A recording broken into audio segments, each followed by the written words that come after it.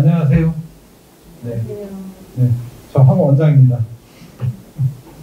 오늘 제가 반수반 설명회를 지금 할 텐데, 우선 저희 앤서라는 학원이 어떤 학원인지를 설명을 좀 드릴 텐데, 저희 앤서 자체가 조금 기존 학원의 모습에서의 문제점들을 보완해서 새롭게 만든 학원이다 보니까 이 개별 맞춤 학원입니다.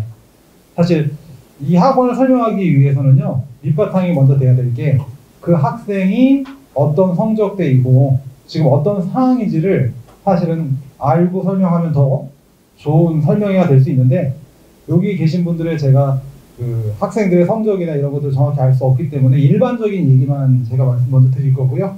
설명회 끝나시고 상담 예약 잡으셔서 구체적인 상담을 받아보시는 게 도움이 되실 겁니다. 우선은 간단하게 수능 공부하는 방법에 대해서 먼저 설명하고 제가 저희 학원에 대한 설명을 드리도록 하겠습니다. 수능은 성취도만 키워서 잘 볼 수 있는 시험이 아니다, 이렇게 지금 얘기 드렸는데요. 자, 우선 시험의 취지, 저희 모의고사를 좀 보면 모의고사 이렇게 교육청 모의고사, 평가원 모의고사, 수능 이렇게 이제 세 가지로 나눕니다. 그럼 이때 그 시험을 하게 하는 취지가 좀 다른데, 예를 들어 그 교육청 모의고사는 성취도 평가라고 보면 되고요. 수능은 사고력 평가라고 보면 됩니다. 어떤 차이가 있냐면, 성취도 평가는 내신 시험처럼 정해진 범위에서 정해진 문제 양식에서 나온다라고 보시면 되고요. 그러니까 말 그대로 학생이 열심히 문제 많이 풀고 학습량이 많아지면 성적이 늦는다라고 볼 수 있습니다. 자, 그런데 대학 수학력 평가는 성취도 평가가 아니라 사고력 평가입니다. 여기 부모님들 중에서 그 학력고사 세대에 있으시죠? 학력고사가 성취도 평가입니다. 문제 낸 방식에 그래서 그 당시에는 막 3당 4락, 3시간 자면 붙고 4시간 떨어져 이렇게 얘기하는 게 노력 성과가 같은 연결선상에 있는 시험이었고요. 수능으로 이제 94년도에 바뀌면서 이게 사고력 평가로 좀 바뀌었습니다. 그래서 노력보다 더 중요한 게 잘해야 된다라는 말을 하는 게 바로 여기에 있습니다. 그럼 이 사고력 평가를 측정하기 위해서는 어떤 식으로 측정을 해야 되냐 보면, 기존의 문제를 내서는 사고력이 평가가 될 수 없습니다. 그래서 항상 처음 보는 문제를 출제하고 그 문제를 학생들이 어떻게 해결해 나가는지를 보는 평가라고 보시면 됩니다. 그래서 제가 문제 푸는 일련의 과정을 잠깐 설명을 드리면, 학생이 먼저 문제를 읽지 않습니까? 그래서 그 읽는 부분을 우리가 독해라고 하고요. 그리고 나서 생각을 할 거예요. 생각을 할 거고, 그 다음 그 생각의 결과를 만들어야 되니까 연산이라는 걸 할 겁니다. 자, 그럼 이 와중에 이제 사고력 평가라는 부분에서 우리가 계속 이제 준비를 해야 될 부분이 어떤 부분인지에 대한 포인트인데요. 학생들이 이제 되게 이제 교육청 모의고사 성적하고 평가원 성적이 다르게 나오는 경우들이 되게 많을 겁니다. 그 이유는 요 부분에 대한 준비는 굉장히 좀 많이 되어 있는데, 생각보다 요 부분에 대한 준비가 잘 안 돼 있어서 그런 경우가 많습니다. 자, 이 예를 제가 들을게요. 학생이 수업을 들어요. 수업 들으러 가면 사전에 문제를 풀고 가면 예습이고, 수업을 듣고 나서 내가 다시 피드백하면 그게 이제 복습이잖아요. 주로 학생들의 그 수업 방식이, 우리나라 학생들은 어떤 거냐면, 수업을 듣고 나서 자기가 내용을 정리한다라고 합니다. 주로 복습 위주의 학습들을 많이 하고, 기출문제를 가지고 공부한다가 바로 복습 위주의 학습법을 공고히 하겠다라는 뜻입니다. 자, 그럼 이제 수업 들을 때 그 문제를 선생님이 먼저 읽고요. 그 다음에 사고한 다음에 결과물을 이렇게 만들어줘요. 그럼 학생은 그 수업을 열심히 듣고 적어서 집에 가서 다시 봅니다. 그럼 이 과정을 잘 보면 학생이 이게 한 게 없죠. 학생이 문제를 읽어본 적이 없는 겁니다. 그 문제 읽고 사고한 이 과정을 다 선생님이 한 거고, 학생은 계속 요 과정만 합니다. 그래서 학생들이 모의고사 보고 나서 틀리고 나서 이런 말 하잖아요. 내가 풀 때는 생각이 안 났다고 얘기를 해요. 근데 선생님이 풀이를 해주면, 아, 맞아. 그거였는데 왜 그때는 그게 생각나지 않았지라는 말들을 되게 많이 하거든요.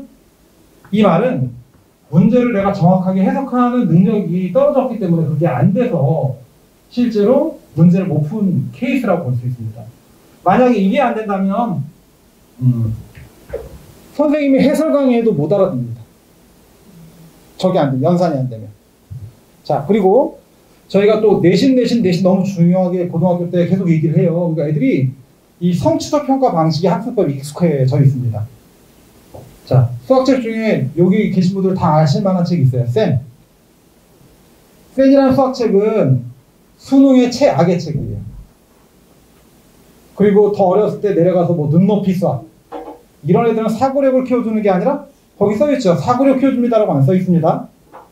그래서 부모님도 초등학교 때 사고력 수학이라고 다른 거 시키셨잖아요.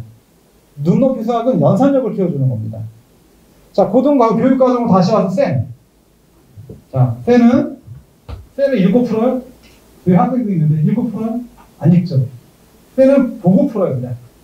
왜? 똑같은 문제가 계속 반복적으로 나오면서 그냥 문제 읽는 거 없이 결과물을 만드는. 그래서 쌤을 통해 내가 연산력을 기르겠다고 하면 그건 좋은 책이 될 수 있지만 수능을 대비하겠다고 하면 그건 좋은 책이 될 수 없다고 보시면 됩니다. 그래서 수능을 대비하기 위해서는 우선 내가 봐야 될 수능의 구조에 대해서 먼저 이해를 해야 되고 그래서 남은 시간에 거기에 집중적으로 학습 역량을 투자해서 실력을 키워주는 게 가장 현명한 방법이지 않을까 싶습니다. 그래서 여러 번 본다가 아니라요. 한 번이라도 제대로 보고 내 걸로 만든다면 지금 남은 시간이 한 150일 남았잖아요. 학력고사 하면 안 돼요.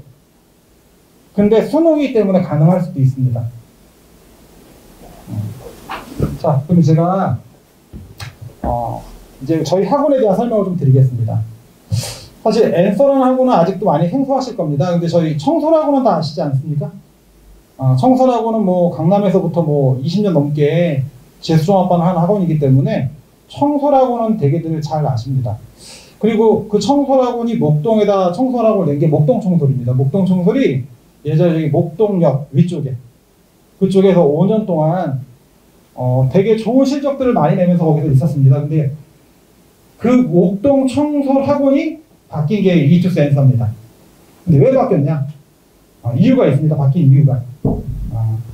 우선은 독학재수 아시죠? 독학재수라는 게 왜 생겼을까를 잘 생각해 보면 거기에 답이 좀 있습니다.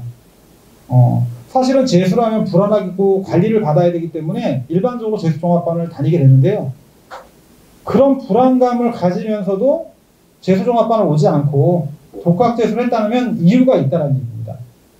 그 이유들이 바로 이런 것들이 될 수 있을 것 같아요. 우선은 내 공부를 할 수 없다.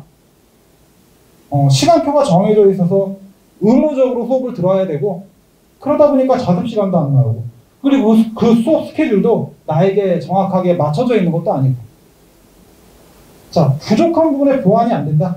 예를 들어 재수생들이 가장 많이 성적을 올리는 과목은 탐구입니다. 탐구. 그러니까 고3 학생들 재수생들하고 차이가 바로 탐구 점수에 되게 많이 납니다. 고3 때 주요 과목 특히 수학 공부하다가 다른 과목 공부를 많이 못하고 놓치는 경우가 되게 많습니다. 생각보다. 그래서 결국에 뭐 성적 안 나와서 재수할 때 저희가 항상 재수해가지고 오는 학생들하고 먼저 얘기를 합니다. 이 성적 왜 나왔어요? 라고 이렇게 물어봤을 때 학생이 되게 하는 얘기가 탐구는 공부를 많이 못했습니다. 실제로 그래서 탐구 과목을 제대로 공부하면 그 학생의 성적이 더 많이 금방 올라갑니다. 특히 여기 이제 반수를 준비하는 학생들이 있다면 반드시 초반에 잡아줘야 될 게 탐구입니다. 국영 성적 작년하고 똑같이 놓고요. 탐구만 1 돼도 학교가 얼마나 달라지는지 본인들이 보면 깜짝 놀랍니다. 그래서 처음에 우선 탐구 한 과목씩 성적을 올려가고요. 그게 안정화가 되면 그 목표를 우선은 9월 평가원 전까지. 그 다음 9월 평가원 이후로는 주요 과목도 성적을 하나씩 올려줄 수 있게 준비를 할 수 있는 역량들을 만든다면 올해 반수를 성공할 수 있지 않을까. 그러니까 반수를 현명하게 하면 굉장히 성공률이 높습니다. 그 대신 이제 전략적으로 해야 되죠. 충분히 이해 공감이 될 만한 내용들이죠. 내가 듣고 싶은 수업만 듣고 싶은데 내가 듣고 싶지 않은 수업도 들어야 되는 경우들. 그래서 일반 종합반에서 학생들이 그래서 수업 시간에 다른 과목을 책을 펴고 공부하는 애들도 실제 예전에 있었습니다. 저희 N성은 없습니다. 그런 친구들은. 같은 공간에 오래 같이 있다 보면 애들이 익숙해진다? 이건 어떤 얘기냐면요. 초반에 이제 애들이 학년이 바뀌어서 뭐 학교 생각하셔도 되고 학원 생각해도 괜찮습니다. 반 구조로 되어 있으면 한 3월 달에는 애들이 반 분위기가 되게 좋아요. 왜냐면 다 익숙하지 않으니까. 여기도 마찬가지입니다. 재수반도. 근데 이게 익숙해지기 시작하면 친해져요. 친해져서 갑자기 교실 안이 소란스러워지고 수업 시간이 소란스러워져요. 그게 한 4월, 5월이면 됩니다. 그리고 나중에 7월, 8월 되면 어떻게 되냐? 불편해져요. 그래서 다 좋은데 친구 때문에 학원을 그만두겠다고 했던 애들이 되게 많았어요. 그동안. 부모님들이 봤을 때 이해가 안 되는 부분인데 요새 애들한테 그게 되게 또 중요할 수도 있는 부분입니다. 그래서 이러한 것들, 문제점들을 그전에는 전부 다 저도 어떻게 했냐. 저도 담임인데 뭐 예를 들어 시간표에서 10개의 과목, 10개 수업이 있는데 8개가 좋은데 2개가 안 좋은 친구가 있다라고 하면 그 2개도 나중에 너한테는 도움이 될 거야. 그렇게 얘기한 이유는요. 실제 도움이 돼서가 아니라 뭔가 해줄 게 없어서요. 만약 걔한테 그 2개 수업 안 들어도 돼 하는 순간 너도 나도 저는 이거 안 들을 거예요. 저 이거 안 들을 거예요. 그러면 그거 어떻게 감당하겠습니까? 감당할 수 없기 때문에 그대로 그 형태를 유지해 가지 않았나. 저희는 이 앤서를 만들기 위해 되게 많은 시간을 썼습니다. 사실은. 저희가 이제 여기 옮겨서 2년 차고 이런 시스템을 만들기 위해 노력한 건 한 4년 정도 노력해서 시스템을 만들고 3년 전에 처음에 강남에 오픈을 했고요. 그리고 목동에 작년에 들어왔고요. 그래서 작년에 굉장히 좋은 실적을 만들었고요. 그래서 저희는 지금도 아직도 생소하기 때문에 저희를 알고 오시는 분들은 되게 주변에 소문 듣고 오신 분들이 되게 많습니다. 자, 이런 문제점을 해결하기 위해서 저희가 만든 게 이제 앤서 시스템이라고 합니다. 자, 일반 학원들의 고정시간표 있잖아요. 그게 과연 필요할 것인가. 그거에 대해서 먼저 고민을 했었고요. 저희는 그래서 반이 없습니다. 그 답을 찾은 게 첫 번째 반을 없애자였습니다. 근데 반이 없다라고 하면 되게 부모님들이 저하고 상담하시면 뭐라고 물어보시는지 아세요? 거의 다? 반이 없으면 아니, 관리는 어떻게 되나요? 그렇게들 생각되시지 않습니까? 반 이꼴 관리라고 많이 생각을 합니다. 우리나라에서 교육받는 사람들은. 왜? 한 번도 반 밖에서 교육받아 본 적이 없어서요. 근데 반이라는 걸 잘 생각하면 반이 이꼴 관리 아니잖아요. 그쵸? 반은 그냥 같은 공간에 같은 목적에 비슷한 성적대 아이들이 앉아있다 뿐이지 그게 관리라고 보기는 어렵다는 거죠. 그래서 반이꼴 관리라고 하는 표현 자체가 잘못됐다는 걸 제가 오늘 설명할 텐데 좀 설명해 드릴게요. 자, 첫 번째. 평균이 비슷해도 과목의 편차가 다른데 왜 한 반의 수업을 들어야 됩니까? 그렇죠. 어떤 친구는 국어가 약할 수도 있고 어떤 친구는 수학이 약할 수도 있고 이 친구는 지금 수학이 약해요. 이 친구는 지금 보니까 영어가 약하고요. 이 친구는 국어가 약합니다. 평균되면 비슷해요. 실제로 모든 재수종합반이 이렇게 운영하고 있습니다. 사실 저희 이투스가 저희 브랜드가 앤서고요. 아직 청소라고는 있습니다. 저희 앤서로 바꾼 데는 서울 시내는 앤서로 바꿨고요. 좀 경기도에서 오신 분들을 무시하는 건 아닌데 경기도 거는 아직 그게 좀 늦어서 아직 청설 브랜드 그대로 유지하고 있습니다. 근데 거기에서는 아직까지도 저렇게 평균을 내서 반을 들여보내고 있습니다. 그래야지만 제대로 관리받는다는 느낌을 받으시거든요. 소비자들이. 근데 진짜 이렇게 성적이 다른데 지금 얘들이 그동안 한 반에서 공부를 했습니다. 심지어 지금 반수반 설명이죠? 이런 시스템을 가지고 있는 학원들은요, 반수반을 한 번에 놓고 수업합니다. 성적도 못 봅니다, 그냥. 반수반은 이 시기에 그냥 재수 시작한 애들 다 모아다 놨다 생각하면 됩니다. 그러면 성적 편차 더 크고 정말 어마어마하다고 보시면 됩니다. 그래서 실제로 반수반에 이런 친구들 들어오잖아요. 한 달 다니고 다 나갑니다. 한 달 버팁니다. 딱 한 달. 왜? 그 시스템에서 절대 자기가 부족한 수학을 보완할 수 없기 때문에. 자, 수업 시간 중에 아까 말씀드린 거 내게 도움이 되는 수업이 있고 나하고 맞지 않는 수업도 있을 텐데 왜 내가 거기에 앉아 있어야 될까요? 사실 이제 150일밖에 안 남아서 내가 부족한 거에 집중하고 그걸 선택해서 더 노력하기도 시간이 부족한데 왜 참고 앉아 있어야 될까요? 그것도 잘못된 거 아닐까요? 자, 저희가 예를 들었습니다. 예를 들어 저희 같은 경우에는 강사진이 굉장히 좋습니다. 사실 이따 강사진 제가 간단히 설명드리겠지만 강사진이 좋아지려면 전제 조건이 있었습니다. 이따 뒤에 나올 내용 이제 먼저 잠깐 얘기 드리면 저희는 이 시스템을 만들 때 4년 전부터 준비했던 것 중에 대표적인 게 선생님을 두 부를 나눴습니다. 일반 재수종합반은요 수업하는 사람이 담임을 합니다. 학교랑 똑같이 고등학교죠. 그러면 이제 수업하시는 분들 중에 담임 선생님을 하다 보면 수업의 역량이 떨어질 수 있습니다. 예를 들어 강의 잘하시는 분들은 담임하라고 하면 난 안 해. 난 그냥 수업만 할 거야. 근데 실제로 담임을 잘하는데 수업을 못하는 사람도 학원에서 필요하기 때문에 뒀습니다. 그래서 이제는 저희가 4년 전부터 어떻게 시스템을 바꿨냐. 수업 잘하는 사람 수업만 해라. 입시와 관리를 잘할 수 있는 사람들은 입시 관리로 전담적으로 담임을 하자. 그래서 저희는 수업하는 강사와 학생을 입시와 학습적으로 코디해주는 담임이 분리되어 있다 보시면 됩니다. 그래서 제가 이제 이 설명에서 계속 설명할 때 강사와 담임으로 분리해서 부르겠습니다.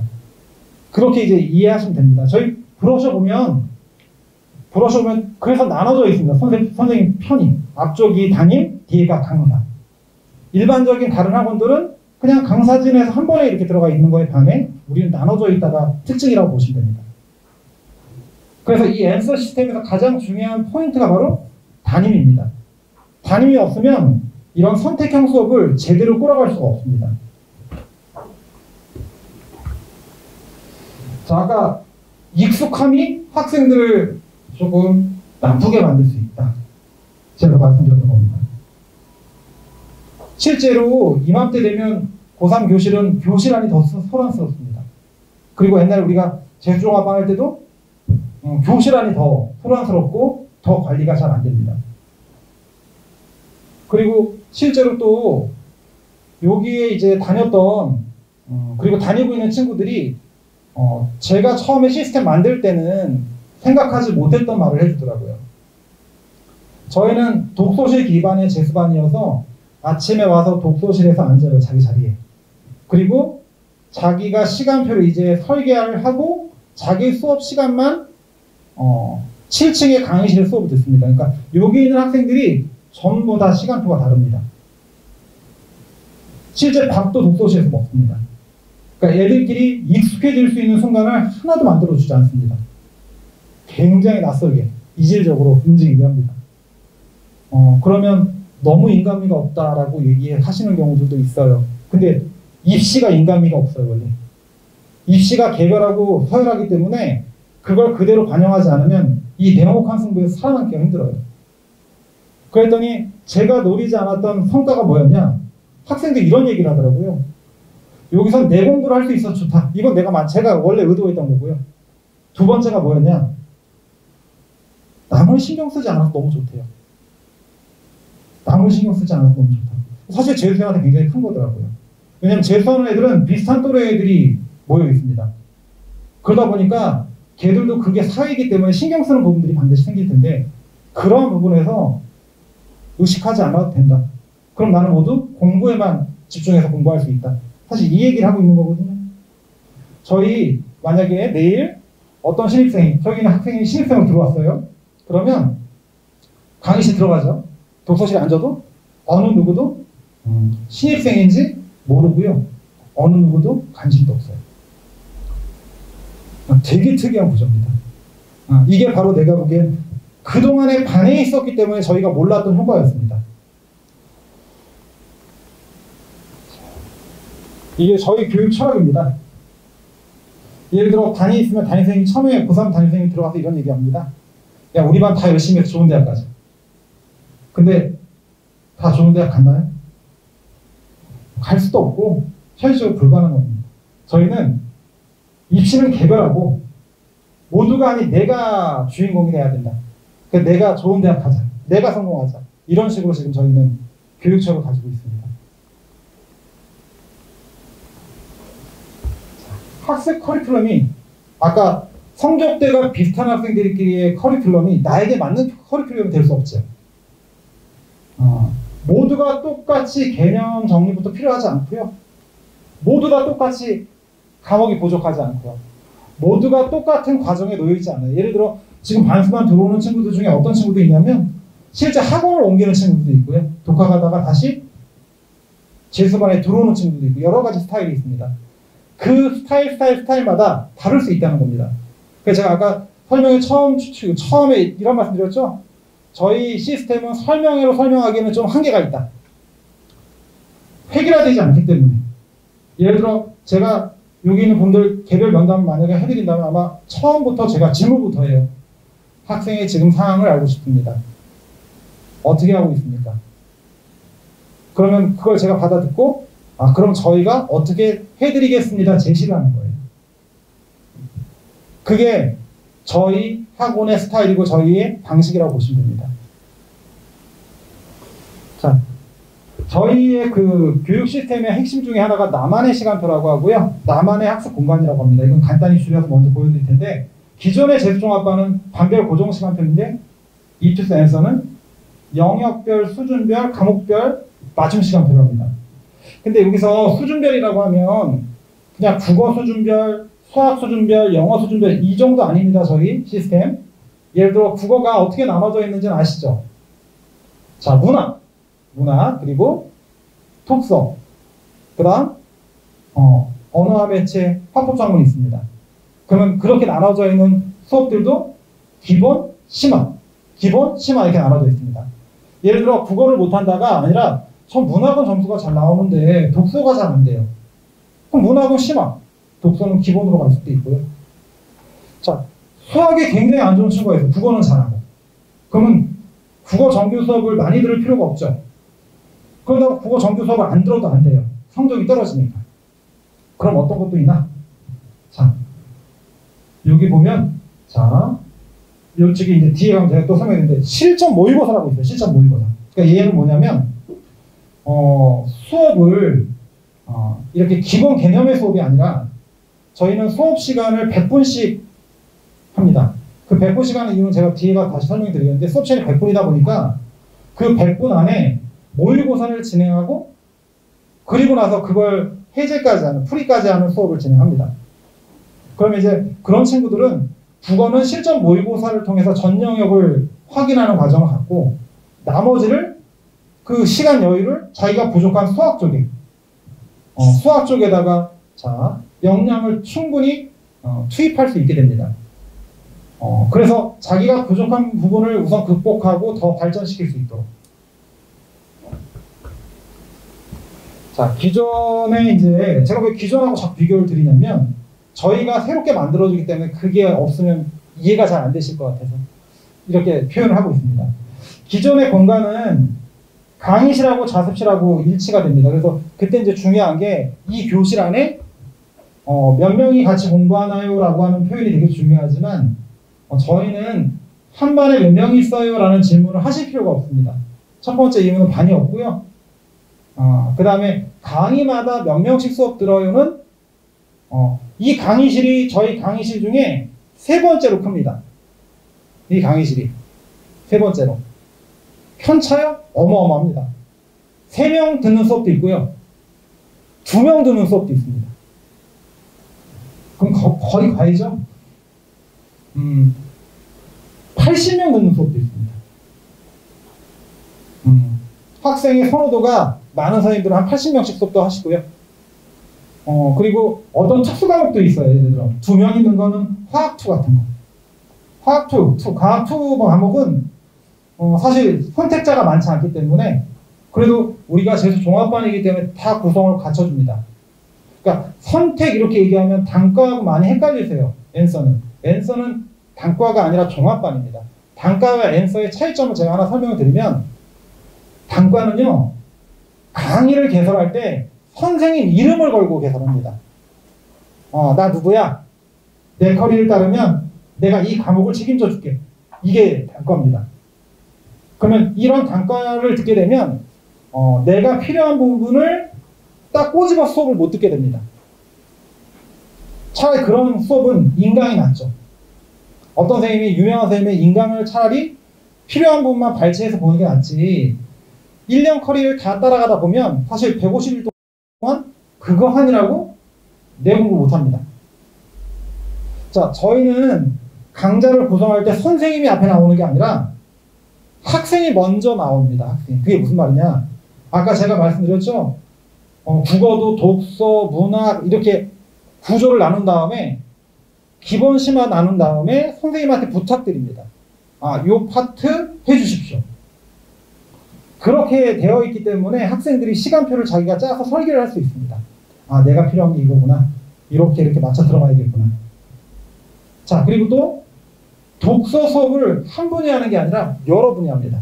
그럼 이제 그 선생님들 중에 나하고 맞는 선생님이 있을 거 아닙니까? 그럼 그 선생님의 수업을 수강 신청해서 들을 수 있는 거고요. 이러한 시스템을 아까 말씀 나만의 시간표라고 한 거고요. 이 공간 쪽에서 얘기하면, 그래서 이때 이런 선택형 시간표를 가려면 강의실하고 이 자습 공간이 같이 되면 안 됩니다. 그래서 저희는 우선은 수업은 강의실에서, 자습은 독서실에서 지정 자습됩니다. 그러면서 이제 앤서는 뭘 고민했냐면요. 강의실은 그냥 이런 책상 놓고, 이게 책상 폭이 75, 80밖에 안 돼요. 근데 옛날에 다 이런 강의실에서 수업도 듣고 자습도 했거든요. 자, 지금 저희 독서실은요, 일반적으로 그 독서실 한번 늘 가보셨죠? 독서실 책상 폭이 1m예요. 1m. 지금 저희 독서실 폭은 1m 20입니다. 그러니까 돈을 쓰는데 돈을 어디다 더 썼냐면요, 이거 인테리어 할 때 이 학원 교실에다 별로 쓰지 않고요. 오히려 전부 다 돈을 독서실에 썼습니다. 학생들 자습 공간 되게 잘해줘야 된다. 그래서 얼마나 사치를 했냐면, 학생들 독서실 의자 있잖아요. 의자를 개당 20만원짜리 갔습니다. 개당 20만원짜리인데 500개만 놓으면 얼마인지 아시겠죠? 1억. 지금 독서실 의자 값만 1억이 넘습니다. 지금. 부모님들도 아실만한 브랜드 시리즈? 저희 독서실 의자가 시리즈입니다. 제 의자도 시리즈가 아닌데. 그리고 그 안에 공간의 넓이도 좀 넓게, 그리고 거기에 수납 공간 넓게 해서 학생들이 공부하는데 전혀 불편함을 주지 않을 정도로 그렇게 지금 이따 뒤에 사진으로 잠깐 보여드리겠습니다. 보여드리고 싶어도 지금 거의 다 지금 학생들이 들어와서 공부를 하고 있어서 저희 이제 반수반 얼마 안 남았어요. 사실은 이제 조만간 이제 저희는 이제 마감을 아마 목동에서 제일 먼저 할 것 같습니다. 그래서 우선은 아마 이번 주말, 다음 주말 전에 아마 독서실 자리는 끝나지 않을까. 그럼 이제 그 다음부터는 독서실에 이제 대기가 생기게 되고, 결혼이 생길 때만, 그럴 때만 이제 입학이 가능해집니다. 일반적인 재수종합반이나 학교들은 2학기로 운영되죠. 1학기, 2학기. 그래서 반수생들은 2학기에 들어가는 거. 자, 저희는 4바퀴 돌립니다. 시즌 1, 2, 3, 4. 시즌이라고 부릅니다. 그럼 저희는 반수반이 여기 들어갑니다. 여기. 시즌 3. 그래서 9월 평가원이 여기입니다. 그래서 9월 평가원 전에 한 바퀴. 9월 평가원 끝나고 또 한 바퀴 이렇게. 그러면 자, 여기 실전이라고 써있는 거 보이세요? 근데 이제 공부하는 애가 실전할 수 있어요? 없어요? 없잖아요. 이제 공부 시작하면 여기부터 해야 되거든요. 근데 앤서는 가능합니다. 앤서는 여기 오면 요 강좌들이 다 있습니다. 이게 선택형 수업이기 때문에 가능합니다. 강좌는 앞에 것부터 누적해서 깔 수 있지만 반으로 되어 있으면 그게 안 됩니다. 왜? 그 안에 구성원들이 벌써 이 내용들을 다 들었는데 또 반복해서 깔 수는 없잖아요. 근데 저희는 반이 아니라 말 그대로 강좌로 구성되어 있기 때문에 지금 들어오는 친구들을 위해 약점 공략 이렇게 해서 강좌를 새로 개설합니다. 그럼 이제 요 시즌을 보냈던 친구들 중에 아직 성취도가 잘 안 나오는 친구도 다시 들으면 되고요. 지금 이제 공부하는 친구들도 이거 들으면 됩니다. 근데 지금 공부하는 친구들 중에서도 나는 뭐 성적이 괜찮아. 6월 모의평가를 봤더니 잘 나와. 굳이 요 과정 없이 바로 일로 갈 수도 있는 거고. 그 상황에 맞게 그 상황에 맞게 모든 것을 설정을 해줘야 됩니다. 자, 저희의 학습 환경입니다. 아까 말씀드린 독서실입니다. 이렇게 해가지고 이런 구조는요, 약간 수능형으로 만든 겁니다. 모티브를 수능에 맞춰가지고 학생들이 일렬로 쭉 앉는. 그래서 오픈형 독서실이라고 얘기하고요. 이런 게 경쟁심을 유발합니다. 학생들 사이. 일반 독서실이에요. 이건 폐쇄형. 이건 고립형이라고 얘기해서 나는 혼자 있는 형태를 좋아하는 친구들. 원래 초기에는 이 모델과 이 모델을 다 선택할 수 있었습니다. 근데 저희는 이 독서실 자리가 되게 민감해서 항상 그 결제를 하는 학원비를 내는 순간 다 필요 없고 저희는 학원비를 내면 독서실 자리 지정시킵니다. 그게 우선이니까. 나중에 저 자리 주세요. 이게 말이 너무 많아지니까 결제 순서대로 그냥 배정입니다.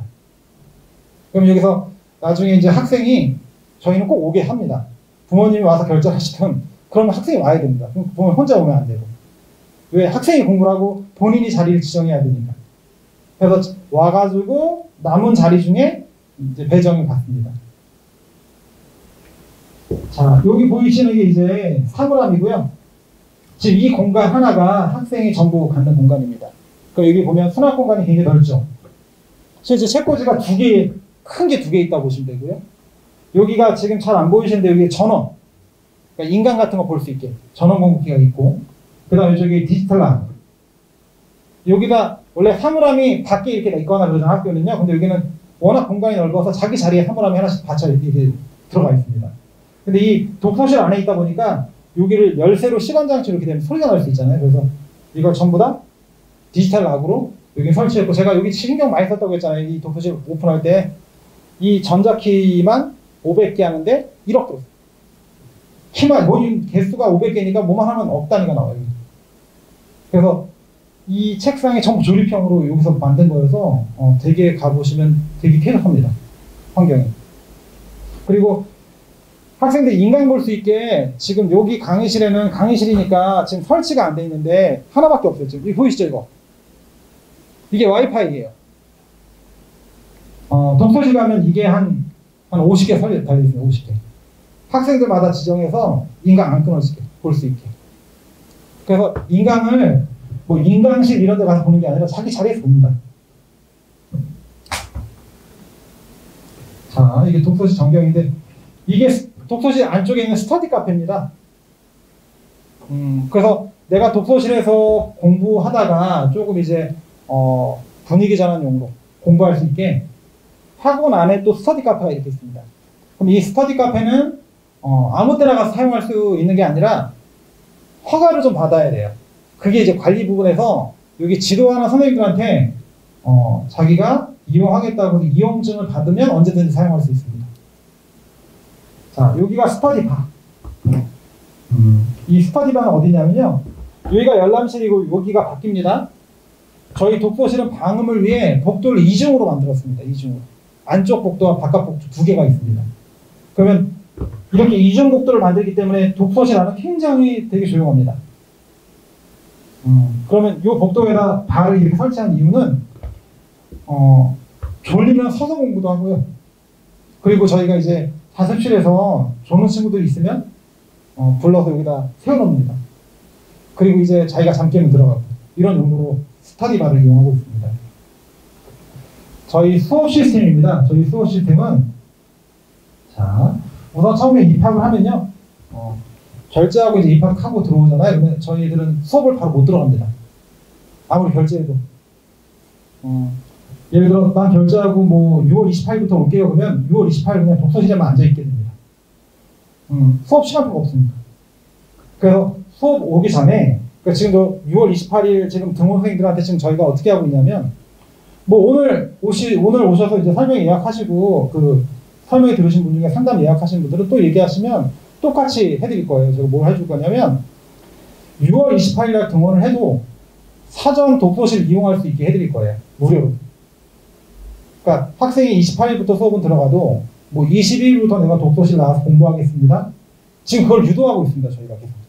왜냐하면 6월 28일 시즌 3가 시작하면 본격적으로 공부를 시작해야 되는데 그때 와서 적응하고 그러면 조금 더 늦어지잖아요.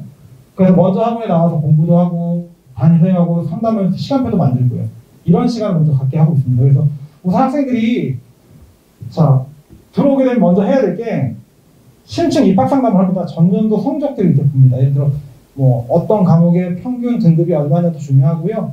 그 다음에 편차가 크냐 안 크냐도 되게 중요합니다. 기복이 있는 성적일 경우 아니면 성적이 어떤 과목이 일부 약한 건지 아니면 고루 약한 건지 그거에 따라 자, 나만의 시간표 아까 수업 설계 방식이 달라집니다. 그러니까 이걸 보고 담임선생님이 학생한테 제시를 합니다. 이런 형태의 수업, 이런 형태의 수업, 이런 형태의 수업이 너에게 적합할 수 있겠다. 그러니까 이 부분이 저희 가장 아름다운 부분 중에 하나이기 때문에 사실은 이런 설명회보단 진짜 여기 부모님들 아이의 얘기를 해주면 훨씬 더 실감이 됩니다. 이렇게 보완하고 이렇게 보완하면 훨씬 낫지 않겠습니까? 라고 말씀드릴 때 더 많이 공감하십니다. 자, 그리고 LMTI라고 학생 성향 분석이라는 게 있습니다.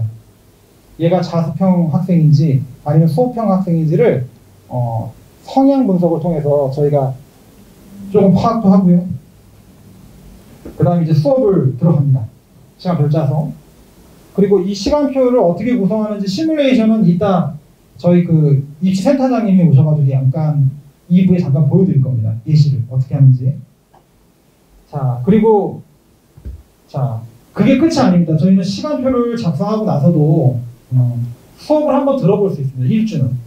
일주를 들어봤더니 내가 생각했던 거하고 다를 수도 있잖아요. 그래서 그때는 시간표를 정정할 수 있습니다. 이때는 뭐 추가도 할 수 있고요, 취소도 할 수 있고요, 변경도 할 수 있습니다. 자, 다른 수업 어떻게 듣냐면 내가 들어본 수업 말고요, 모든 수업이 저희는 지금 현재 수업하고 있는 모든 강의를요, 지금 여기 캠 보이시죠? 여기 앞에, 제 앞에. 뒤에 있는 거 말고. 저건 설명이니까 지금 찍고 있는 거고요. 여기 이제 캠을 수업 때 지금 달아놓은 게 저렇게 모든 기사가 들어와서 찍는 게 아니라 수업을 다 녹화하고 있습니다. 인강의 좋은 점이 뭐냐면 학생들한테 물어보면 인강은 반복해서 볼 수 있대요. 인강의 나쁜 점 뭐야? 피드백이 안 된대요. 현강의 좋은 점? 피드백은 되는데 놓치면 끝이에요. 반복해서 보세요. 안 해주니까. 자, 원래 코로나 때문에 저거 달았거든요. 원래 코로나로 수업 못하면 이렇게라도 실시간으로 애들한테 가르쳐야 된다고 달았는데 지금은 그거보다 더 다른 효과를 보고 있습니다. 수업을 이걸로 다 찍습니다. 그리고 수업이 끝나면 다시 다 그 수업 내용을 올려줍니다. 영상으로.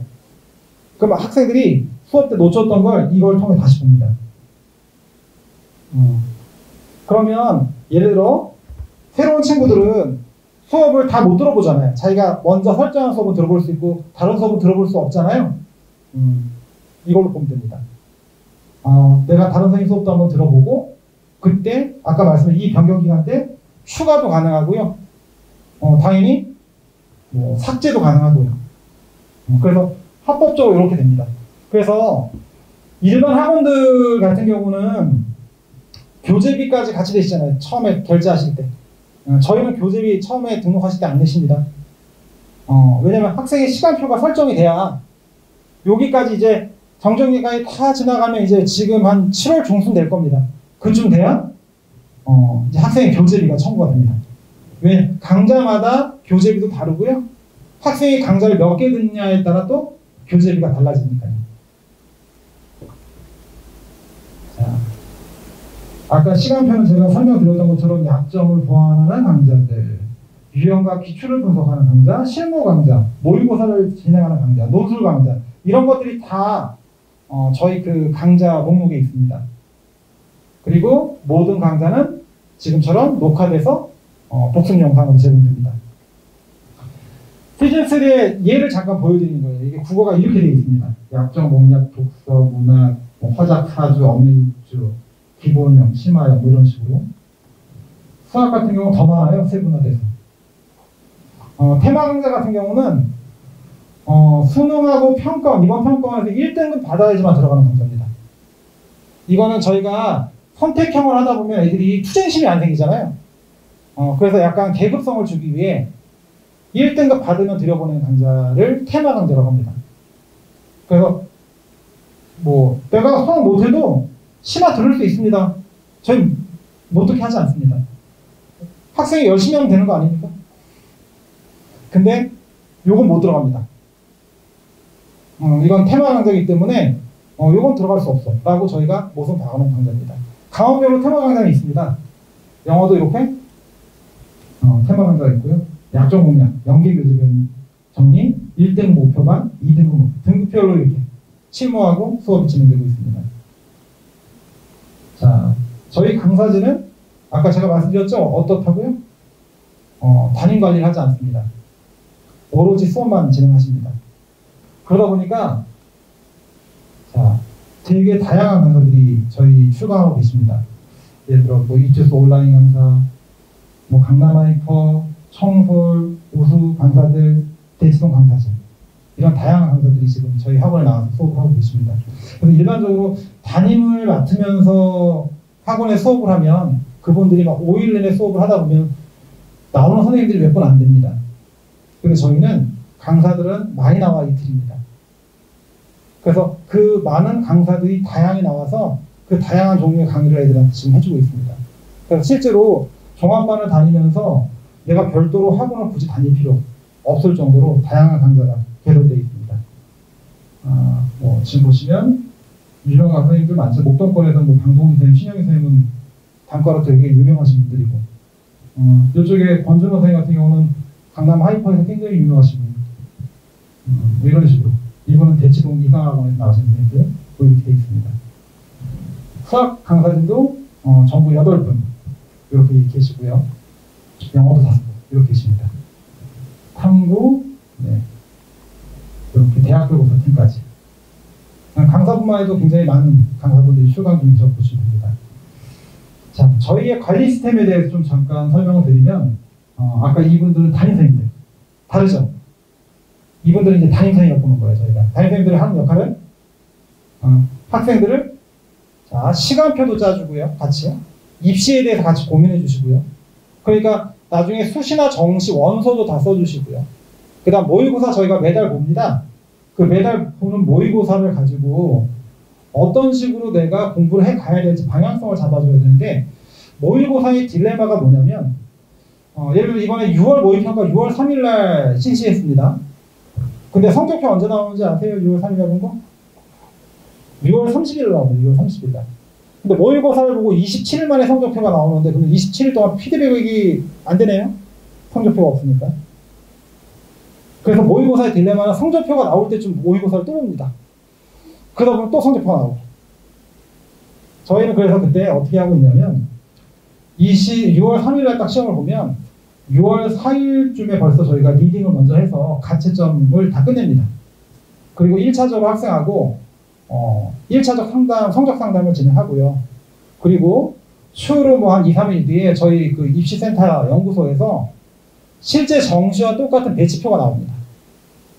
그러면 이제 6월 평가원 점수 가지고 얘가 갈 수 있는 학교가 어느 정도입니다를 담임선생님들이 학생들한테 알려줍니다. 그리고 네가 목표하는 대학까지 가기 위해선 과목별로 얼마나 더 맞아야겠다. 그게 나올 거고, 그럼 그렇게 몇 문제 더 맞기 위해서는 학습적으로 어떤 전략을 짜야겠다까지 얘기하는 게 그게 담임의 일입니다. 저희는 그게 더 중요한 관리라고 생각합니다. 그걸 단에 맞추지 않고 학생 개별에 맞춰서 목표를 제시해 줍니다. 이만큼만 올리면 요 대학까지 가겠다. 그런 역할들을 하고 계시다고 보시면 됩니다. 그래서 모의고사 상담. 그리고 또 하나, 자, 이렇게 보시면 이게 학습 계획서입니다. 그리고 이쪽은 인간 계획서. 그래서 학생들의 학습량에 대한 뭐 어느 쪽에 쏠리거나 그 다음에 절대적인 학습량의 부족이 나올 수 있어서 이런 것들도 담임선생님들이 관리하시고요. 인강도 사실은 참 좋은데 나쁜 점은 너무 무해하게 보기 때문에 관리 없이 보기 때문에 좀 안 좋은 경우가 있어서 그런 부분에 대한 관리를 담임선생님들이 좀 하고 있습니다. 뭐 아까는 제가 LMTI 설명했고 LMAT라는 게 있습니다. 이건 이제 학습 성취도 평가라고 하는데 예를 들어 수학을 못한다 라고 했을 때 그 단순히 수학을 못하는 게 아니라 이 평가를 통해서 보면 뭐 되게 작게 나와서 그런데 단원별로 평가를 들어갑니다. 예를 들어 수원의 어떤 단원, 수투의 어떤 단원이 약하다는 걸 찾아서 진단을 한 다음 그 부분을 피드백을 하는 이러한 학습 진단 키트입니다. 그래서 학생들 중에 지금 저희가 이제 올해는 지금 6월 평가원을 시행해서 수학이 약한 친구들을 대상으로 지금 올해 지금 지원생들은 이제 6월 말 7월 초에 할 예정이고요. 지금 반수반으로 들어오는 친구들 경우에서도 진행할 예정입니다.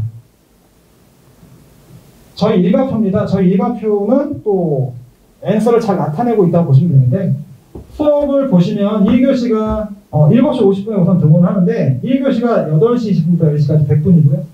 20분 쉬는 시간 그리고 다시 100분 수업을 합니다. 그리고 점심 다시 100분 100분 그리고 저녁 다시 100분 100분 그래서 하루가 전부 6교시입니다. 그럼 앞에 이 4교시까지만 딱 보면 누구하고 비슷하죠 이게? 100분씩 하니까? 수능하고 그렇지. 수능에 맞춰놨다고 보시면 됩니다. 그러니까 고등학교 다닐 때는 50분씩 수업 받고 100분짜리 시험 보러 간 겁니다. 50분의 집중력 가지고 100분 시험짜리 본 거고 그래서 저희는 수업도 100분에 맞춰서 진행합니다. 그리고 저희는 선택 수업이기 때문에 예를 들어 1교시에 수업이 없으면 어디 있죠? 애들 독서실에 앉아 있을 거 아니에요. 독서실 자습합니다. 그럼 그 자습할 때 뭐 공부해야 될까요? 저희 독서실은 똑같이 종춥니다. 이렇게 똑같이. 교실에 있는 거랑. 그럼 당연히 1교시는 국어 공부해야겠죠. 왜냐면 그 국어 시간에 그 글을 읽는 연습을 많이 해놔야 실제 수능장에서도 내가 읽을 때 도움이 되지 않을까요? 그 다음 2교시에 수업 없으면 독서실 자습할 때는 당연히 수학 공부해야 하고 3교시 영어하고 4교시 탐구하고 5, 6교시 땐 내가 부족한 부분에 대한 공부하고 그렇게 하루를 6교시를 보내는 스케줄로 학생들을 저희가 지도하고 있습니다. 저희는 담임선생님들한테만 입시를 맡기지 않고요. 이따 2부에 센터장님 나오실 건데 입시를 전문적으로 따로 관리해주는 입시센터가 따로 있습니다. 그래서 거기에서 담임선생님이 보신 것들을 다시 한 번 더 디테일하게 점검하고 학생들의 진학 지도를 하고 있습니다. 저희 모집 요강만 간단하게 설명을 드리겠습니다. 저희가 6월 28일부터 하는 반수반은 우선은 교습비가 122만 원 정액입니다. 학생이 수업을 몇 개 들어도 이게 정액입니다. 적게 듣고 많이 듣고. 근데 이 교습비 안에 뭐가 들어가 있냐면 아까 담임 선생님들이 그 진학 지도하는 비 있죠? 진학 지도비, 수업료 이렇게 들어있습니다. 사실 이 122만 원 적은 금액은 아니지만 사실은 회사에서 책정할 때 잘못 책정한 금액입니다. 왜 잘못 책정이냐? 앤서를 선택해서 선택형을 만들면 애들이 수업을 몇 개 들을까라고 예상해가지고 그거에 맞춰가지고 책정을 했는데요. 예상이 빗나갔습니다. 학생들이 다양하게 수업을 좋게만 깔아놓으면 수업을 더 많이 듣습니다. 실제로 옛날 청소학원 때보다 앤서를 만들어놨더니 수업을 더 듣습니다. 그래서 수익 모델을 만들기에는 조금 잘못 만들었지 않았나. 제가 보기에 내년에는 이 금액보다 많이 올라갈 겁니다. 계속. 자, 그리고 독서실 이용비 이렇게까지. 그리고 인근 학생들은 저희가 원래 10시에 하원인데 이 지역 학생들한테 저희가 11시까지 개방하고 있습니다. 독서실에 별도로.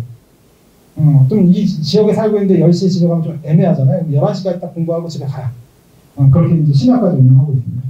별도로 이제 급식비는 한 끼 5,700원이고요. 차량을 이용하신 왕복이 9만 원. 그렇게 됩니다. 뭐 이런 선발 과정은 거기 개개인의 맞는 것들이 있는지 한번 저희 브로셔 보시고 확인해 보시는 게 더 나을 것 같고요. 우선은 뭐 이 정도 해가지고 제 설명을 여기까지 마치도록 하겠습니다. 마지막으로 이제 정리하는데, 이게 이제 제가 일부러 마지막으로 보여드리려고, 이게 저희 학원이고, 다른 학원들 한번 비교해봤습니다. 제가 한번 참고하실 수 있을까 해서. 저희는 커리큘럼은 설계형이고, 뭐 이게 S학원, 뭐 R학원 독자하면 대충 아실 겁니다. 이건 저희는 학원들 전부 다 정리해봤는데, 저희는 설계형, 여기는 회계학, 여기는 방위명, 이렇게 볼 수 있을 것 같아요. 그리고 담임의 역량은 우린 전략 전문가요. 여기는 담임은 거의 없다고 보면 되죠. 이러면. 그리고 여기는 독자가 보는 출결 담임. 내가 왔나 안 왔냐만 체크하는 담임. 저희는 콘텐츠는 개인 학습 타겟팅형에서 자기한테 필요한 것들만 이렇게 맞춤을 선택해서 진행을 합니다. 그런데 나이가 가면 애들이 학원을 다니면 막 콘텐츠비를 엄청 내는데 하나도 안 팔아요. 막 책상 이만큼 쌓여있어요. 누군들에게 막 뿌려야 되니까 학생들이 소화할 수 없을 정도로. 개별 선택형인데 사실은 여기 같은 경우는 학생들한테 의무적으로 선택하라고 권해주는 사람도 없으니까 무분별한 선택이 이루어질 수가 있죠. 자, 그리고 학습 환경. 저희는 개인 성향 관리형. 학생의 성향에 따라 관리 형태는 달라져야 된다. 그래서 그 부분을 되게 신경 쓰는 부분이고, 여기는 각자형, 단과 학원형 이렇게 보실 수 있습니다. 저희 강사진은 강남 중심권을 두고 있는 뭐 종합반하고 단과 강사가 다 나옵니다. 근데 여기는 단과 강사입니다. 아까 제가 단과와 종합반의 차이점 말씀드렸죠? 단과 강사는 자기 이름 걸고 수업하는 거고, 종합반 강사는 학생들한테 강좌별, 구조별 수업을 진행하는 거고. 시간표 저희는 맞춤 설계요. 이쪽은 필수 수업과 선택 수업 공존하는 형태. 여기는 시간표가 없죠. 이렇게 비교해 볼 수 있을 것 같습니다. 그리고 제가 아까 처음에 말씀드린 것처럼 저희 학원은 사실 설명회로 설명하기 좀 부족하지 않을까 좀 생각이 듭니다. 그래서 시간 내셔서 한번 방문 상담 신청하시면 그때 꼭 학생의 성적표 같이 지침하시고요. 그리고 학생하고 같이 오셔서 한번 설명 들으시면 더 도움이 되실 겁니다. 저는 여기까지 마치고요. 저희 그 입시센터 센터장님이 나만의 시간표하고 이번에 6월 평가원이 좀 중요합니다. 수능에서 차지하는 의미에 대해 잠깐 설명하는 시간 갖도록 하겠습니다. 네, 감사합니다. 네, 성북동의 입시존 센터장을 맡고 있는 송상윤이라고 합니다. 오늘은 뭐 저희 반수 모집 설명이니까 입시 설명회가 아니라서 6월 목표는 잠깐 이제 핵심적인 것만 말씀드리고요. 오늘 첫 번째 제가 준비한 건 그 앞에 이제 시간표는 들으셨을 텐데 실제로 학생들이 이제 들어오게 되면 보게 될 타임테이블이고, 제가 이제 월화수목금을 다 넣으려고 했더니 글씨가 너무 안 보여서 요일별로 좀 잘라놨습니다. 일단 원리부터 말씀드릴게요. 여기 보시면 월요일날 1교시부터 6교시까지 있는데 웬만한 수업들은 4교시 안에 다 끝난다고 보시면 될 것 같고요. 일부 탐구 과목이나 한국사 정도? 그 정도만 이제 좀 저녁에 들어와 있고, 자, 예를 들어서 월요일날 2교시 이런 강좌들이 깔려 있단 말이죠. 그러면 예를 들어서 국어 실전 모의고사 심하고요. 수학은 기본이고 여기 수학 심화가 있고 그다음에 영어가 있단 말이죠. 그럼 예를 들어서 제가 수학 종합을 기본을 들어야 되는데 이것도 듣고 싶더란 말이죠. 같은 시간대 두 개를 잡을 수가 없으니까. 그러면 이제 예를 들어서 요거는 좀 그러니까 월요일 1교시하고 수요일날 2교시 두 번 수업을 듣는 겁니다. 그러니까 요 표시가 없는 것들은 요때 한 번 듣는 거예요. 100분 기준으로. 그러면 예를 들어서 여기 이제 수학종합 기본이 있고 여기 또 수학종합 기본이 있잖아요. 근데 여기 요일이 다르죠? 그럼 이게 다른 선생님일 수도 있다는 거죠. 만약에 같은 선생님이 같은 강좌를 두 개를 나눌 때는 요 숫자 밑에 가로 1, 가로 2라는 표시가 또 있을 거예요.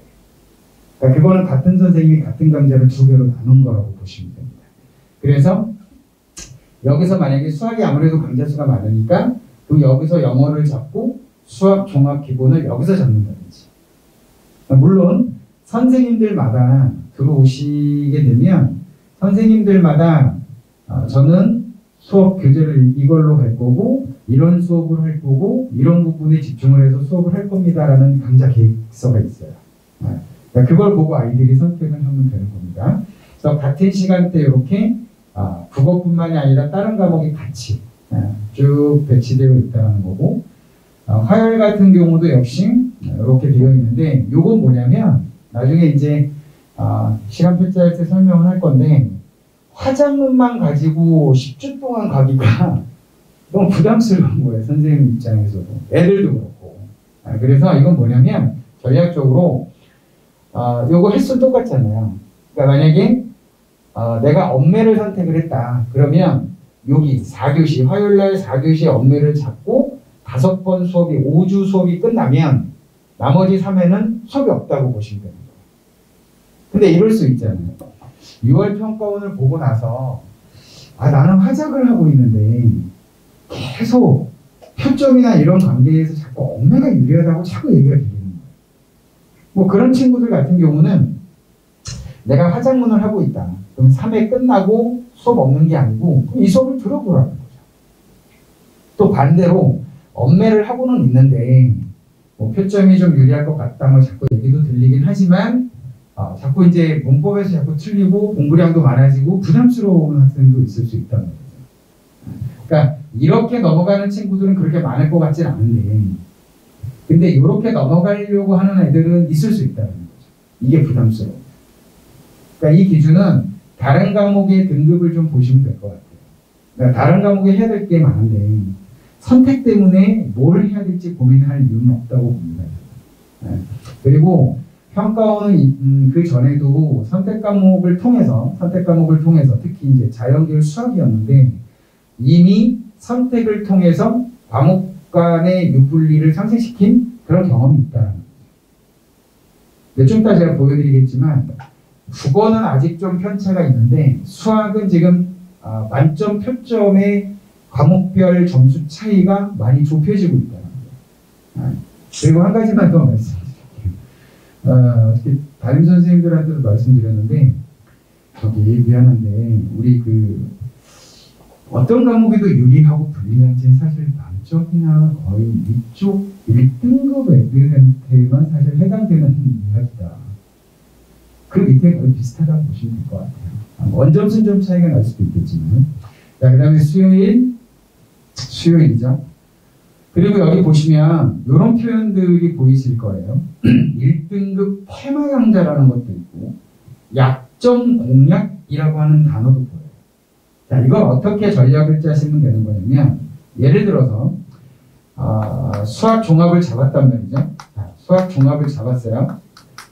이 종합 안에는 수학 수투가 다 들어가 있으니까, 그죠? 자, 수학 종합을 잡고 만약에 내가 미적분이 상대적으로 좀 심리적으로 불안하거나 여기서 좀 많이 틀린다. 그러면 따로 잡으라는 거예요. 종합을 잡으면서.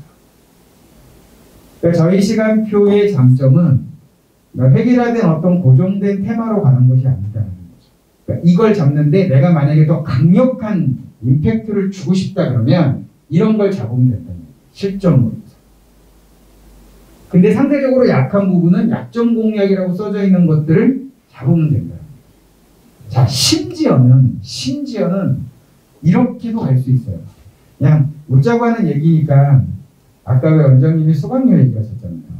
가끔 저도 처음에 런칭할 땐 그걸 몰랐었는데 계산을 해보니까요. 이쪽은 50분 기준으로 한 20타임 정도를 잡으면 한 100여만 원 받을 수 있는 것 같아요. 이게 지역마다 분당 수강료 그 금액이 달라요. 근데 여기 기준으로 해보니까 50분 단위로 20타임 정도를 잡으면 한 100여만 원 나오더라고요. 그러면 예를 들어서 저희 시즌 1, 2 때 보면 일주일에 한 번씩 듣는 수업이 문학, 독서, 선택. 그 다음에 영어 구문, 영어 독해. 5타임이잖아요. 그 다음에 수학은 확통을 빼고 일주일에 2번씩 들어요. 100분짜리 2번. 그러니까 일주일에 50분짜리 4개 듣는다고 생각하시면 되죠. 수1, 수2, 미정. 6타임이잖아요. 아까 거랑 11개에다가 탐구가 각 과목에 2타임씩이니까 4타임. 15타임이 되잖아요. 거기다가 논술을 더 들어도 되고 다른 걸 하나 더 들어도 돼요. 자, 평균 잡아서 15개면 100분 기준으로 15개니까 50분 기준으로 하면 30개가 되는 거거든요. 그러니까 지금 강대나 다른 데를 보면 거의 7교시 정도까지 수업을 하니까 그러니까 걔네들은 보면 한 35타임 정도 나올 거란 말이죠. 57에 35를 하면. 그러면 아까 말씀드렸다시피 20타임을 그러니까 20개 정도를 잡았을 때 50분 기준이잖아요. 그러면 이때 100이면 30대 X를 놓을 수 있다. 그럼 저 금액이 얼마가 되는 게 맞냐면 150이 되는 게 맞다라는 거예요. 근데 처음에 제가 알기로는 근데 그렇게 받기에는 처음 런칭하는데 너무 부담스러운 거예요. 그래서 가만히 생각해 보시면 독서실비하고 합쳐지면 이 정도 금액이 나옵니다. 되시나요 혹시? 네. 자, 그 다음에 다시 와서 그래서 제가 지금 왜 이 말씀을 드렸냐면 수업 제약이 없으니까 같은 시간대만 부딪히지 않으면 되는 거니까 예를 들어서 이럴 수 있는 거잖아요. 국어 종합을 들었어요. 그리고 아까 여기서 보셨다시피 선택이 또 하나 잡힐 수 있단 말이죠. 그럼 얘는 일주일에 2타임을 들어요. 얘는 1타임을 듣고 그 다음에 수학 종합을 잡을 수 있고 만약에 여기서 약점 공략이든 실전 모의고사든 하나를 잡는단 말이죠. 얘는 이제 2타임이고 얘는 1타임이 되는 거예요. 다 잡으면 2타임이 되는 거예요. 뭐 1타임 잡은다고 치고 그 다음에 이제 영어가 있단 말이죠. 그러니까 영어를 뭐 실모를 잡든 약점을 잡든 아니면 종합을 듣든 뭐 잡으면 되는 거고요. 그러니까 이런 식으로 가는데 어떤 경우도 생각해 보실 수 있냐면 수학이 애매한 경계에 있는 경우 심지어 어떻게 잡으면 되냐면요. 수학 종합을 2개로 나눠서 잡을 수도 있다는 거예요. 하나는 기본으로 잡고 하나는 심화로 잡아도 된다는 거죠. 전략적으로. 너무 쉽게만 가면 조금 그래도 시즌 3인데 시즌 4 가면 이런 친구들이 좀 있긴 해요. 그러니까 얼마든지 본인의 그러니까 저는 항상 입학 상담할 때 그런 얘기를 하거든요. 시간표 설명을 드릴 때 우리는 필수 수업이라는 게 없기 때문에 맞춤 수업이라는 말을 쓰거든요. 그러니까 학생의 성적과 유형에 맞춰서 선택을 할 수 있게 도와드리겠다. 여기서 조심하실 건 뭐냐면 주의 깊게 보셔야 될 건 등급이에요. 저 약점 공략을 제 담임 선생님들한테도 오늘 톡으로 말씀드렸는데 실전 모의고사처럼 1등급 테마는 저희가 전제 조건이 있어요. 내가 듣고 싶어서 듣는 강좌가 아니처럼 데이터가 있어야 돼요. 그러니까 증빙할 수 있는. 근데 상대적으로 약점 공략은 없거든요. 그러면 담임 선생님들께서 약점 공략을 듣게 해야 하는 어떤 기준점도 마련했으면 좋겠다라고 제가 말씀을 드렸어요. 이건 단순히 등급만의 문제로 가면 안 된다. 실제로 작년에 저희 반에 여기 오늘 저 자주 색깔 저거 그 반수반 브로셔 안에 담임 선생님들 소개 사진 뒷장 가시면 무슨 모의고사 뭐 무슨 표가 있을 거예요. 어떤 친구는 국어가 1등급이에요. 1등급인데 시즌 1을 빼고 시즌 2, 3 때 문학 수업을 안 잡았어요. 독서가 너무 불안해서. 근데 틀려봐야 사실 2개밖에 안 틀려요. 그렇다고 문학을 항상 감안한 건 아니었거든요. 근데 심리적으로 본인이 불안하니까 독서 위주로 가는 거예요. 그러니까 그런 게 가능하다라는 거죠. 그러니까 만약에 이런 강좌였으면 저는 역점 공략 하나 잡으라고 했을 거예요. 이 친구가 못해서 가는 거죠. 그래서 수업을 통해서 본인이 뭐 때문에 자꾸 불안해하고 그런 부분들을 수업을 통해서 해결점을 찾으라는 거예요. 그러니까 목요일은 거의 탐구라고 보시면 됩니다. 탐구라고 보시면 되고 아까 말씀드렸던 게 이거죠. 같은 강좌인데 선생님이 같을 경우에는 이렇게 1, 2번으로 나눠져 있어요. 그러니까 만약에 본인이 물질을 하겠다 그러면 여기서 물리, 지구과학을 잡아도 되고 요거는 선생님이 다른 겁니다. 요거는 한 선생님이고 여긴 다른 선생님이고 그러면 물질을 잡으려면 이렇게 잡던가 아니면 이렇게 잡아도 된다는 거죠. 요거 자기가 1교시 앞에서 뭘 하는지에 따라서 달라질 수 있으니까. 네, 그렇게. 이렇게 문학이나 종합도 있지만 문학의 독서, 아까 독서 화요일날 있었죠. 약점 공략이. 그런 식으로 해서 다양하게 수업을 구성할 수 있다. 토요일은 논술이고요. 그래서 제가 샘플을 한번 잡아봤어요. 이렇게. 자연계라고 가정하고 쭉 보세요. 쭉 보시면 이럴 수 있는 거잖아요. 독서는 약한데 문학이나 선택은 괜찮을 수 있는 거잖아요. 그러니까 이게 단수업으로 가지 않았을 때의 장점인 거예요.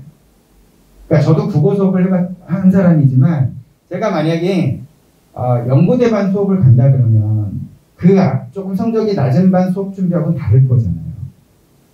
그래서 높여서 딱 갔는데 어떤 아이는 독서가 약해요. 그러면 내가 얘기하는 게 어려울 수 있어요. 근데 그거에 대한 돌파구가 없어요. 근데 저희는 독서가 약하면 이거 기본으로 가고 또는 약점 공략으로 가버리고 이런 것들은 그러니까 종합은 심화로 가되 약점만 따로 잡으라는 거죠. 그리고 시간에 대한 부담이 크다면 실무를 잡고 연습을 해라. 그게 아까 제가 말씀드린 등급만의 문제가 아니라 유형에 따른 시간표도 가능하다. 그래서 국어는 제가 한번 이렇게 잡았고요. 실제로 저희 작년에 제가 담임했었을 때 어떤 아이 거 상담 자료가 있길래 그냥 넣어본 거예요. 그 다음에 미적분에서 어려움이 많고 수험 문제 중에서 중킬러 정도에서 시간이 많이 걸린다. 이게 문제죠 지금. 이게 문제죠. 잠깐 말씀을 드리면 저게 왜 문제가 되는 거냐면요. 2018학년도에는 자연계 기준으로 말씀드리면 2018학년도부터 2021학년도까지 전부 1등급 컷이 원점수 92였어요. 92였는데 이거 한번 맞춰보실래요? 근데 1등급 안에서 100점도 있을 거고 96도 있을 거고 92도 있을 거야. 물론 나머지 점수도 있겠지만 제일 많은 분포가 얘네들이니까. 근데 2018학년도에는 여기에 1등급 받은 애들 중에 92점에 분포되어 있는 퍼센테이지가 70%가 좀 넘었다고요. 근데 2021학년도는 이게 40%대로 줄었어요. 이 현상에 대한 이유를 혹시 감을 좀 잡으실 수 있으실까요? 얼핏 보면 이게 줄었다는 얘기는 여기가 늘었다는 얘기잖아요. 그죠? 여기가 늘었다는 얘기는 애들이 수업을 잘했다는 얘기잖아요. 저 때보다는. 그러면 92컷이 올라가야죠. 근데 똑같단 말이에요, 점수는. 이렇게 보시면 될 것 같아요. 해석은 이때는 킬러 3문제 아예 포기. 그래서 27문제를 60분이든 70분 잡아놓고 푸는 거예요. 그리고 남은 시간에 한 문제 공략. 이렇게 가는 버전이었어요. 그러니까 21, 29, 30을 제외한 나머지는 다 풀었다는 얘기예요. 근데 그게 줄었다는 얘기는 뭐냐면 애들이 킬러를 풀고 있다는 얘기예요. 그러니까 더더욱 이해가 안 되잖아요. 킬러도 풀고 여기가 늘었는데 왜 원점수 컷이 높아지지 않느냐라는 거죠. 아래 점수가 더 낮아졌으니까. 제가 우스갯소리를 부르거든요. 수학 부등급은 굉장히 성실한 애들이에요. 이게 어떨 때 0점, 3점 이렇게 나오거든요. 객관식 모든 걸 2번으로 찍었을 때 3점이 안 나와요. 더 잘 나오지. 얘는 성실하게 풀고 있는 애예요. 그리고 이건 뭐 다른 얘기지만 어느 과목이든 5등급 아이들은 정말 세상에서 무서운 애들인 것 같아요. 그냥 이런 느낌이라고 보시면 돼요. 시험이 되게 어려웠어요. 그러면 공부 좀 하는 애들은요. 야, 오늘 시험 어땠어? 물어보면 진짜 어려웠어. 이게 맞잖아요. 5등급 애들은요. 아니 웃자고 하는 얘기예요. 너무 심각하게 생각하지 마시고. 우리 애가 5등급인데 그럼 뭐야 우리 애가 그렇다는 얘기 그러지 마시고. 5등급한테 물어보면 그냥 할만했어. 이러고 마는 거예요. 이게 굉장히 무서운 애들이죠. 난이도에 영향을 받지 않는 애들이니까. 자, 이건 뭐냐면 중킬러를 풀고 있는 거예요. 그런데 어디서 자꾸 발목이 잡히냐면 중킬러에서 자꾸 발목이 잡히는 거예요. 경험해보셨죠? 학생들 계시는 것 같은데 10몇 번 풀고 있는데 막혀버리는 거예요. 21, 29, 30이 아니라. 그래서 고3 애들이 14번 풀고 있는데 갑자기 막혀버려. 그래서 메탈이 나간다. 이런 얘기를 하는 거예요. 그래서 이런 부분들도 필요하다라는 거예요. 뭐 때문에 자꾸 막히는 걸까? 영어 계속 2등급. 근데 이것도 되게 중요한 게 유형이에요. 등급이 문제가 아니고요.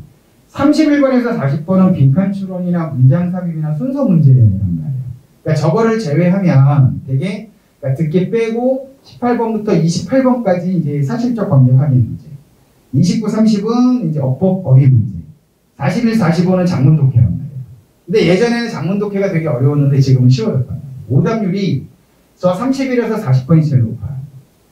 그리고 간혹 21번 밑줄친 얘가 가리키는 말. 이게 조금 발목을 잡는 경우가 있는데 어쨌든 이 부분에서만 많이 틀리고 있으니까 독해력 자체가 안 되는 건 아니에요. 단지 저 유형에 대한 본질적인 접근이 안 되고 있을 뿐인 거죠. 그러니까 이런 친구들은 굳이 2등급이든 3등급이든 굳이 기본 강좌로 가야 될 이유가 없다라고 봐요. 그 다음에 이제 뭐 논술 준비 안 했고 뭐 이런 식으로. 이게 이런 친구들도 있잖아요. 과목을 바꾼 친구들도 있을 수 있다는 거죠.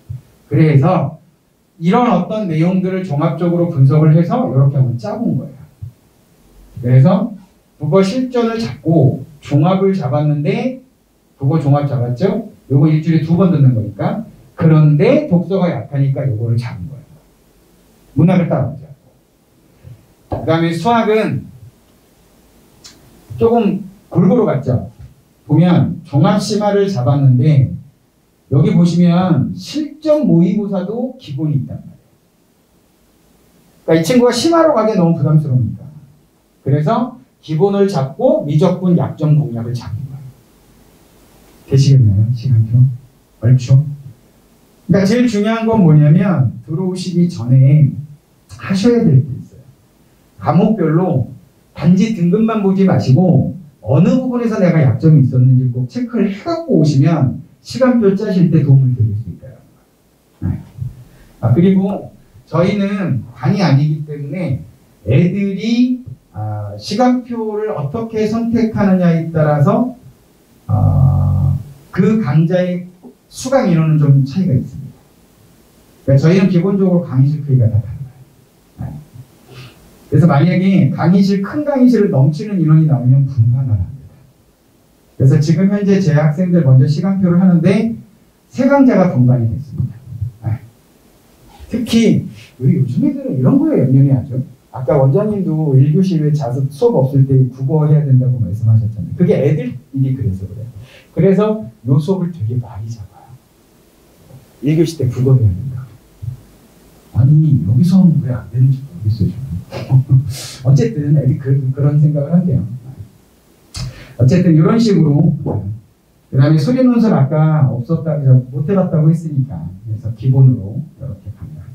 문과도 여기에 인문 논술이 있습니다. 인문 논술이 있고요. 그리고 그 다음에 이제 학통과 관련된 문과는 학통과 관련된 부분들도 저 보시면 학통과 통계 기본이 있고 옆에는 실전 모의고사가 있고 그렇게 돼 있죠. 종합엔 다 묶여 있고요. 그 다음에 앞에 다시 가보시면 여기 이런 것도 있어요. 이런 부분입니다. 그러니까 이런 거잖아요. 어떤 접근 방식이라고 그럴까요? 단순히 개념 문제가 아니고요. 이런 조건이 주어지고 얘를 구할 땐 이렇게 가라고 그랬어. 라고 하는 게 안 떠오르는 애들은 학통에서 노가다를 되게 많이 하거든요. 그러니까 시간이 많이 걸리잖아요. 그랬는데 저는 우스갯소리로 그래요. 수학 문제 푸는데 문제 다 풀고 나서 선택지 딱 봤을 때 제일 당황스러운 건 내가 답을 낸 숫자가 선택지에 없을 때일 거잖아요. 어렵게 풀어서 1 나왔어 했는데 선택지 1이 없을 때 제일 당황스러운 거잖아요. 자, 그런 식으로 해서 시간표 얘기는 이렇게 그 정도로 이해를 하시면 될 것 같고요. 6월 모평의 핵심적인 것만 말씀드릴게요. 먼저 국어를 제가 보여드리는 이유는 3월하고 6월하고 한번 비교를 해보시라는 거예요. 저 별표 친 것도 있는데 요게 새롭게 등장했단 말이죠. 요번에 고3 애들이 되게 당황스러웠을 거예요. 시험지 딱 넘겼는데 못 보던 이론이 딱 나와버리니까. 근데 그게 교과서 범죄에 없는 게 아니고요. 어쨌든 제가 이 표를 보면서 말씀드리고 싶은 핵심은 수능장 갔을 때 새로운 형태를 또 만날 수 있다. 그러니까 형식적인 거에 얽매이지 마라. 본질적인 거에만 충실하자. 라는 게 핵심이고요. 자, 이거 한번 보세요. 자, 일단 얽매를 선택한 애들이 집단성이 훨씬 좋은 건 확실한 것 같습니다. 3, 4, 6월을 분석해 본 결과 이 표만 보여드리는 건데, 자, 이 표를 좀 잘 보시기 바랍니다. 이게 핵심이에요. 지금 보시면 원점수가 다르잖아요. 그죠? 원점수가 달라요. 화작 선택은 90, 91이 다 이쪽에 해당하는 똑같은 동일한 점수고요. 얽매에서는 85, 86 애들이 이 점수가 똑같아요. 그러니까 국어 전체를 놓고 보면 85, 86, 90, 91이 다 표준 점수랑 등급이 같다는 얘기예요. 이게 작년하고 달라진 입시. 작년에는 화작에서 3점짜리를 틀리든 문학이든 독서에서 3점을 틀리든 틀리는 개수와 점수는 똑같단 말이에요. 그러면 같은 표점에 나왔단 말이죠. 근데 그렇지 않다는 거예요. 이렇게 생각하시면 돼요. 아이한테 꼭 말씀해 주실 게, 또 학생들도 알아두셔야 될 게 공통이에요. 공통. 쉽게 말씀드리면요, 이렇게 얘기해 볼게요. 똑같은 원점수라도요, 그러니까 똑같이 내가 90을 받았단 말이에요, 지금. 근데 A라는 친구와 B라는 친구가 있는데, 이 친구는 70에 20을 받았다고 가정하고, 이 친구는 68에 22를 받았다고 가정을 해보시잖아요. 원래 이렇게 계산하면 안 되는데 쉽게 그냥 설명드릴게요. 그러니까 여기서 표준화 작업을 거쳐서, 표준화는 이제 편차를 원점수 빼기 평균으로 나눠서 곱하기 공통 과목의 표준 편차 더하기 공통 과목의 표준 점수를 더하는, 아니죠, 평균을 더하는 거예요. 그거 빼고 그냥 간단하게 이해하실 수 있게 여기다 0.74, 여기다 0.26을 곱한다고 가정해보세요. 그러면 이 값을 여기다 곱하고 여기다 곱하는 거니까 이 원점수가 같다라는 게 의미가 없다는 거예요. 이걸 배점 반영 비율이라고 하는데, 그 반영 비율이 이 여기에 0.74 정도가 가는 거고요. 여기 0.26밖에 안 간다고요. 그러니까 여기서 2점 차이 나고 여기서 2점 차이가 났잖아요. 똑같은 2점 차이가 아니라고 이해하시면 되는 거예요. 이거만큼 비율이 달라지는 거예요. 그러니까 얘 격차는 별로 안 날 거예요. 근데 얘는 차이가 날 거예요. 그래서 달라지는 거예요. 그래서 공통 과목을 잘 봐야 된다. 그 얘기고요. 수학도 있어요. 수학도. 요거는 참 비율. 전체로 놓고 보면 3, 4, 6월 달에 전반적으로 화작애들 선택이 많아지긴 하는데, 공교롭게 3, 4월은 집단이 다른데도 불구하고 소수점 2자리까지 똑같았어요. 근데 6월에 와서 인원은 확 늘었는데, 여기 34만 명, 여기 31만 명, 여기 48만 명이거든요. 근데 비율이 확 줄었죠. 저건 화작에서 얽매로 넘어가는 애들이 꽤 있다는 얘기예요, 실제로. 근데 중요한 건 그게 아니고요. 비율이야. 나하고 상관없는 거잖아요. 중요한 건 이거예요. 1등급 안에서의 분포를 한번 봐보시라는 거예요. 얽매가 월등히 높아요. 1등급 안에서. 이게 문제라는 거예요. 얘네들이 제일 무서운 애들이니까. 화작이 절대적이에요, 지금. 그러니까 2등급부터 1등급 끝나고 나면 2등급부터 다 화작이 얽매보다 높잖아요. 그러니까 얽매 우수성이 되게 높다라는 거예요. 그렇게 얘기하시면 될 것 같아요. 이렇게 되고, 그 다음에 보시면 제가 이걸 보여드리는 이유가 있어요. 여기 지금 색깔 달리한 거 있죠. 그거만 잘 봐보세요. 먼저 국어입니다. 3월이고 4월인데요. 3월하고 같은 선택 라인에서 3월하고 4월만 비교를 해보시면 평균이 뿅 하고 조금 올라요. 평균은 올랐는데 표준 편차가 커집니다. 자, 그냥 가벼운 질문 하나 드릴게요. 시험이 쉬우면 평균이 올라야 떨어져요? 평균 올라가잖아요. 그러면 시험이 쉽다는 얘기는 잘 못 본 애들과 잘 본 애들이 상대적으로 편차가 크다 적다? 작아지겠죠. 다들 맞출 수 있는 문제가 많았으니까. 그럼 생각해 보세요. 시험이 쉽다는 얘기는 평균이 올라가지만 편차는 줄 수밖에 없는 거예요. 이론상으로. 그러니까 평균과 표준 편차는 반비례 관계로 가는 게 맞다고요. 그래서 아까 말씀드렸던 선택 과목 조정 점수를 구할 때 편차, 분해, 원점수, 선택 원점수 빼기 선택의 평균이 있다는 거예요. 곱하기 여기다 공통 과목의 선택이 아니고 공통 과목의 편차를 곱한다고. 그리고 공통 과목의 평균을 더해주는 거예요. 그러니까 평균과 편차는 반비례 관계가 맞으니까. 근데 숫자는 편차가 낮을 수밖에 없잖아요. 평균보다 편차가 높으면 말이 안 되잖아요. 그러니까 어느 정도 상쇄가 될 거라고 생각을 한 거예요. 그런데 희한하게 국어는 그게 보이질 않아요. 아직은. 그러니까 엄매에서 공부하고 안 하고의 격차. 화작이 전반적으로 공부가 안 되다. 그러니까 이거는 아직은 우리가 예상하는 또는 일반적인 패턴의 성적 패턴이 아니라는 거예요. 평균이 조금이라도 올랐으면 편차가 줄어야죠. 근데 오히려 편차가 커졌단 말이에요. 여기도 보시면 엄매도 보시면 3월 달에는 공부가 확실히 덜 돼 있는 거죠. 이게 미세하게 올랐어요. 평균도 미세하게 올랐단 말이에요. 그러니까 가면 갈수록 격차 크다는 얘기는 공부가 안 돼 있는 애들과 얘가 격차가 점점 벌어지고 있다는 얘기죠. 누군가는 지금 공부를 안 하고 있다는 얘기예요. 아직까지. 네. 자, 수학을 보세요. 평균 확통 30에서 36으로 올랐죠. 평균이 올랐단 말이에요. 자, 평균이 미세하게 올랐는데 편차는 조금 더 벌어졌어요. 근데 여기 보세요. 미적은 50에서 57로 높아졌는데 편차가 좀 줄죠. 이게 정상이라고 그래요. 근데 전반적으로 4월달 시험이 전반적으로 쉬웠어요. 그리고 이거는요,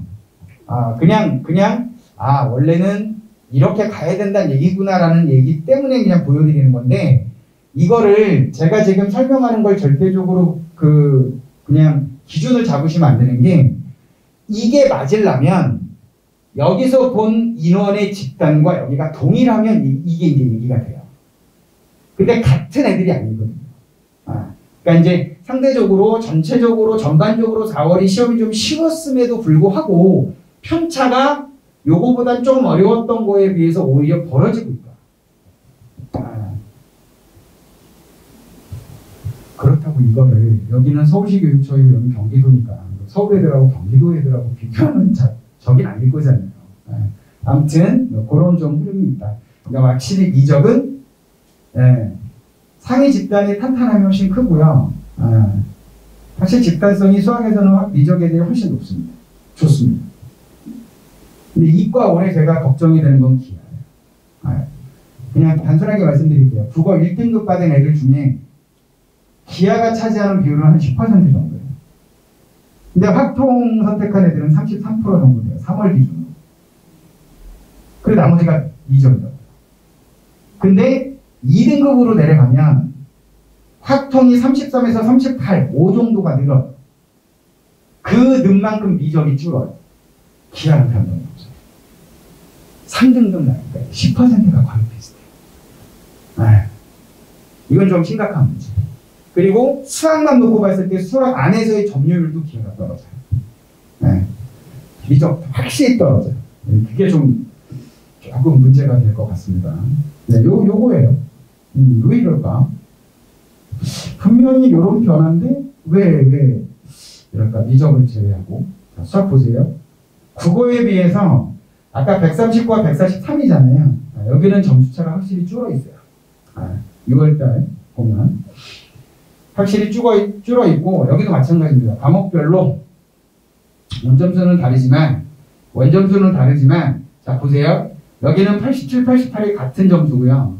84, 85가 같은 점수인데 여기 81, 83이니까 상대적으로 점수가 원점수가 떨어져 있죠.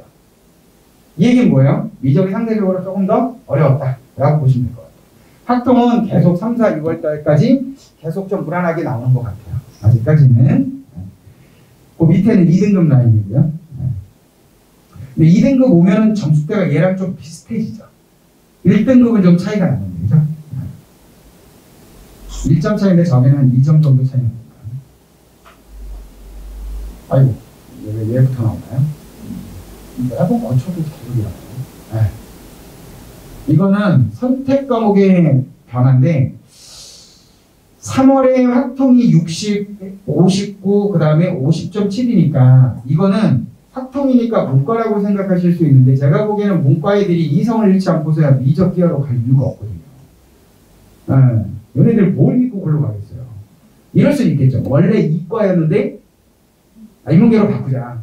그래서 확통을 했는데 아무래도 미적하는 게 훨씬 더 유리할 것 같아. 그래서 옮긴 애들이 좀 있을 수는 있겠죠. 그런 애들이 얼마나 되겠냐고. 저건 제가 보기에는 이과에서 미적, 기하는 어차피 고2 때 선택이 많으니까 기하는 좀 못하겠고 작년 수능에도 없었고 미적은 너무 부담스럽고 그래서 처음에 확통으로 갔는데 확통 선택을 하면 대학 가기가 너무 제약이 많은 거예요. 지가 문과로 가기 전에. 그래서 옮겨 타는 애들이 좀 있지 않았을까라는 생각이 드는 거고요. 최고점 분포야 뭐 보시면 되는 거고요. 이거 어디를 보시면 되냐면요. 이거 아니에요. 이건 아까 제가 잠깐 말씀드렸던 거. 이렇다니까요.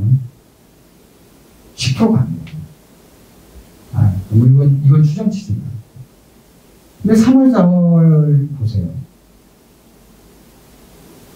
그러니까 문과 애들도 문제가 크죠. 왜냐하면 작년에 받았던 원점수가 1등급이었다 할지라도 올해 미적하고 기하가 섞이면서 이 원점수가 1등급이 안 될 수도 있다.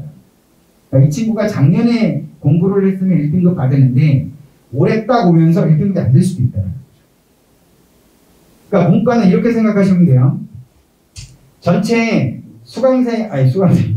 전체 응시자가 10명인데 내가 수학에서 10등을 했단 말이에요. 그러면 꼴등이잖아요. 근데 9등까지가 다 미적 계열라고 본다면 얘네가 정시로 갈 때는 다 자연 계열로 갈 거란 말이죠. 그럼 나는 인문 계열로 올 거니까 나는 인문 계열 오면 1등인 거예요. 그러니까 정시는 문제가 되잖아요. 근데 문제는 수시예요. 수학 수시 최저 맞추기가 얼마지 않아졌다. 근데 아까 말씀드렸지만 국어 1등급 안에 확통 비율이 33%니까 그리고 여기에 수학 점유율을 보시면 확통 애들이 이 정도 있으니까 이 정도 분포 안에 국어 1등급 받은 애들이 걔네들은 그냥 문과 최상위권이라고 보시면 돼요. 탄탄한 애들. 내가 어차피 걔네들하고 싸우지 않을 거라면 이건 굉장히 심각한 문제인 거예요. 그래서 최근에 대학이 뭘 발표했어요? 서울대, 중대, 서강대가 뭘 발표해줬어요? 야, 안 되겠다. 이 고3 애들 부재해주자. 그래서 지균에 한해서 지역균형에 한해서 최저 등급을 완화시켜줬어요. 서강대, 역시 서강대 굉장히 똑똑한 학교인 것 같아요. 예를 들어서 3합6이란 말이에요. 3합6, 둘이잖아요. 3개 각 3등급. 그러니까 3합 9로 바꿔줬어요. 아예. 하나씩을 다 떨어뜨려준 거예요. 중대 자연계열은 원래 가탐이 2과목이었어요. 합 7이었고 합7은 그대로 유지를 했는데 자연계열은 한 과목으로 바꿔줬어요. 네. 그 다음에 문과는 한 등급을 낮춰줬어요. 6에서 7로. 네. 이거는 대학들이 데이터를 봤다는 얘기죠. 네. 이렇게 가다 보면 올해 문과 정시 2월이랑 어마무시할 수도 있어요. 네. 자, 근데 어쨌든 교과로 뽑는 거니까 교과를 계속 유지한다는 얘기는 뭐예요? 애들이 대학 들어와서 성실성을 인정받았다는 얘기거든요. 그러니까 걔네들을 놓쳐야 될 이유가 없죠. 특히 지방 수의대. 지방 수의대는요, 같은 학교에 의대, 치대, 수의대를 같이 뽑는 학교 잘 보세요. 의대가 제일 높고 치대가 높을 것 같지만 수의대가 높아요. 그래서 수의대만 전체 의학계열에서 수의대만 교과로 뽑는 비율이 높아요. 의대, 치대, 한의대. 자, 요거는 3월달. 대한민국은 굉장히 미래가 밝습니다. 그래서 진정한 한국어를 굉장히 사랑하는 애들이 많아요. 영어 1등급 분포율이 3%밖에 안 돼요. 근데 작년에는 12%였단 말이에요. 굉장히 심각한 문제죠. 4월 6%. 요번에는 영어 선생님 말씀에 의하면 8에서 10 정도 나오지 않을까라고 예상을 하시더라고요. 어쨌든 전년도 수능보다 좀 어려웠다. 근데 올해 수능을 딱 끝내고 나서 보면 조금 이상한 일이 벌어질 수도 있다. 자, 보세요. 이거 영어 선생님 자료예요. 되게 재밌는 자료라서 제가 끌고 왔어요. 보세요. 5개년이에요. 4개년만 여기는 올해 거니까 4개년 보세요. 8% 5%니까 여기가 어려운 거잖아요. 그럼 상대적으로 여기가 쉬웠죠. 그러면 요 지금 색깔이 전부 6월하고 매칭이 돼요. 네, 4년 동안. 쉽고 어렵고 쉬웠고, 어렵고 쉽고 어려웠어요. 그리고 작년에 12%였죠. 그 전년도 수능이 쉬웠을 때 다음엔 어려웠어요. 작년에 12%였어요. 올해는 캐션 전부 쉬웠고 어려웠고 쉬웠어요. 상대적으로 쉬웠고 어려웠고 쉬웠단 말이에요. 근데 요번에는 뭐 8에서 10 정도 된다고 보면 8에서 10 정도라고 보면 그렇다고 아주 어려운 것도 아닌데 얘보단 쉬웠고 작년 수능보다는 또 어려웠단 말이에요. 그냥 이게 되게 애매해진 거예요. 근데 영어 선생님 말씀에 의하면 상대적으로 여기가 조금 더 쉬워지지 않겠느냐라고 보시더라고요. 그렇다면 여기가 상대적으로 조금 난도가 있었다고 보시는 것 같아요. 그러면 여기 캐시죠. 저는 평가원 직원이 아닙니다. 그냥 4년치 데이터만 보여주신 거예요. 그래서 근데 중요한 건 뭔지 아세요? 애들이 영어 공부를 상대적으로 안 하고 있어요. 상대적으로. 이런 이상한 생각들. 영어 1등급, 한 등급 올리는 이 수학을 올리지. 정말? 그럴까요? 고려대학교가 자존심이 좀 상했나 봐요. 원래 2등급 받으면 마이너스 1점이었거든요. 영어 2등급 받으면 정시 때. 그 3점으로 올렸어요. 마이너스 3점으로. 거기서 올리니까 서울대도 자존심을 상했나 봐요. 2등급 마이너스 0.5였거든요. 3등급 가야 1점이었어요. 근데 고대가 3으로 올렸잖아요. 그래서 여기는 2점으로 올려요. 마이너스 2점. 네. 그 작년까지 보면 영어 3등급 받았을 때 그나마 서울 경기권에서 그나마 부담 없이 지원할 수 있는 대표적인 학교가 한양대입니다. 네.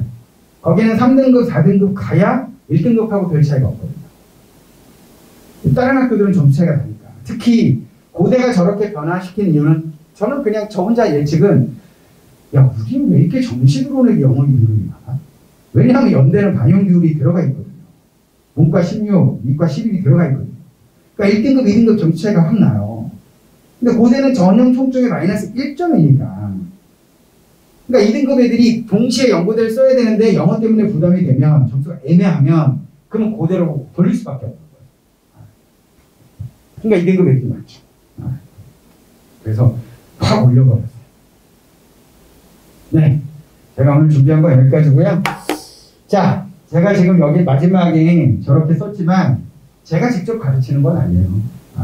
근데 저는 입시를 이제 하는 사람이니까 아까 원장님이야 뭐 이제 담임선생 검토하고 제가 또 검토하고 이렇게 표현하시지만 학생부 종합과 관련된 건 담임선생님들이 다른 또 그러니까 아이들이 저희 뭐 예를 들어서 500명 있는데 그 중에 뭐 500명이 다 종합전형 쓰는 건 아니잖아요.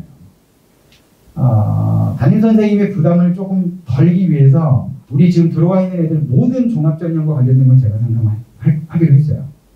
그러니까 담임선생님들은 애들하고 학습 상담이든 그래서 저희 지금 입시 전략실에는 두 개의 팀이 있어요.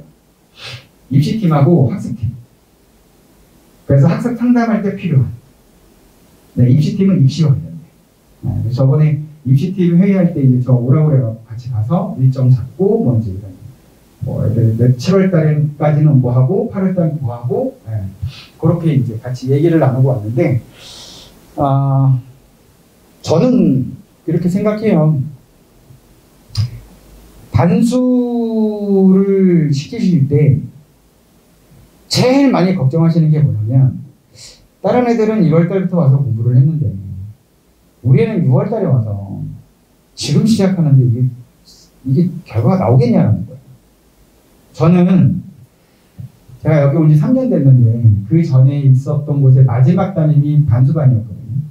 이과 반수반이었는데 39명이 들어와서 2명은 일주일 만에 나가버리고 안 되겠다. 이건 생각보다 되게 빡센데. 그래서 복학. 37명으로 끝났어요. 그때는 반의 개념이 있었을 때예요. 그 37명 중에 저는 뭐 솔직하게 말씀드릴 수 있어요. 9명이 결국 복학. 네. 그럼 이제 28명이 남죠. 28명 중에 2명이 저하고 끝까지 연락이 안 됐어요. 네. 결과가 그렇게 썩 좋지 않았다는 얘기죠. 그럼 26명 남죠. 이 26명이 어마무시한 결과를 만듭니다. 네, 서울대 3명 갔고요. 화학부, 컴공, 화공생 3명 갔고 중복하지 않아서 의대 4명, 그 다음에 서성한 이 라인까지 제 기억으로 11명인가? 를 갔던 걸로 기억해요. 네.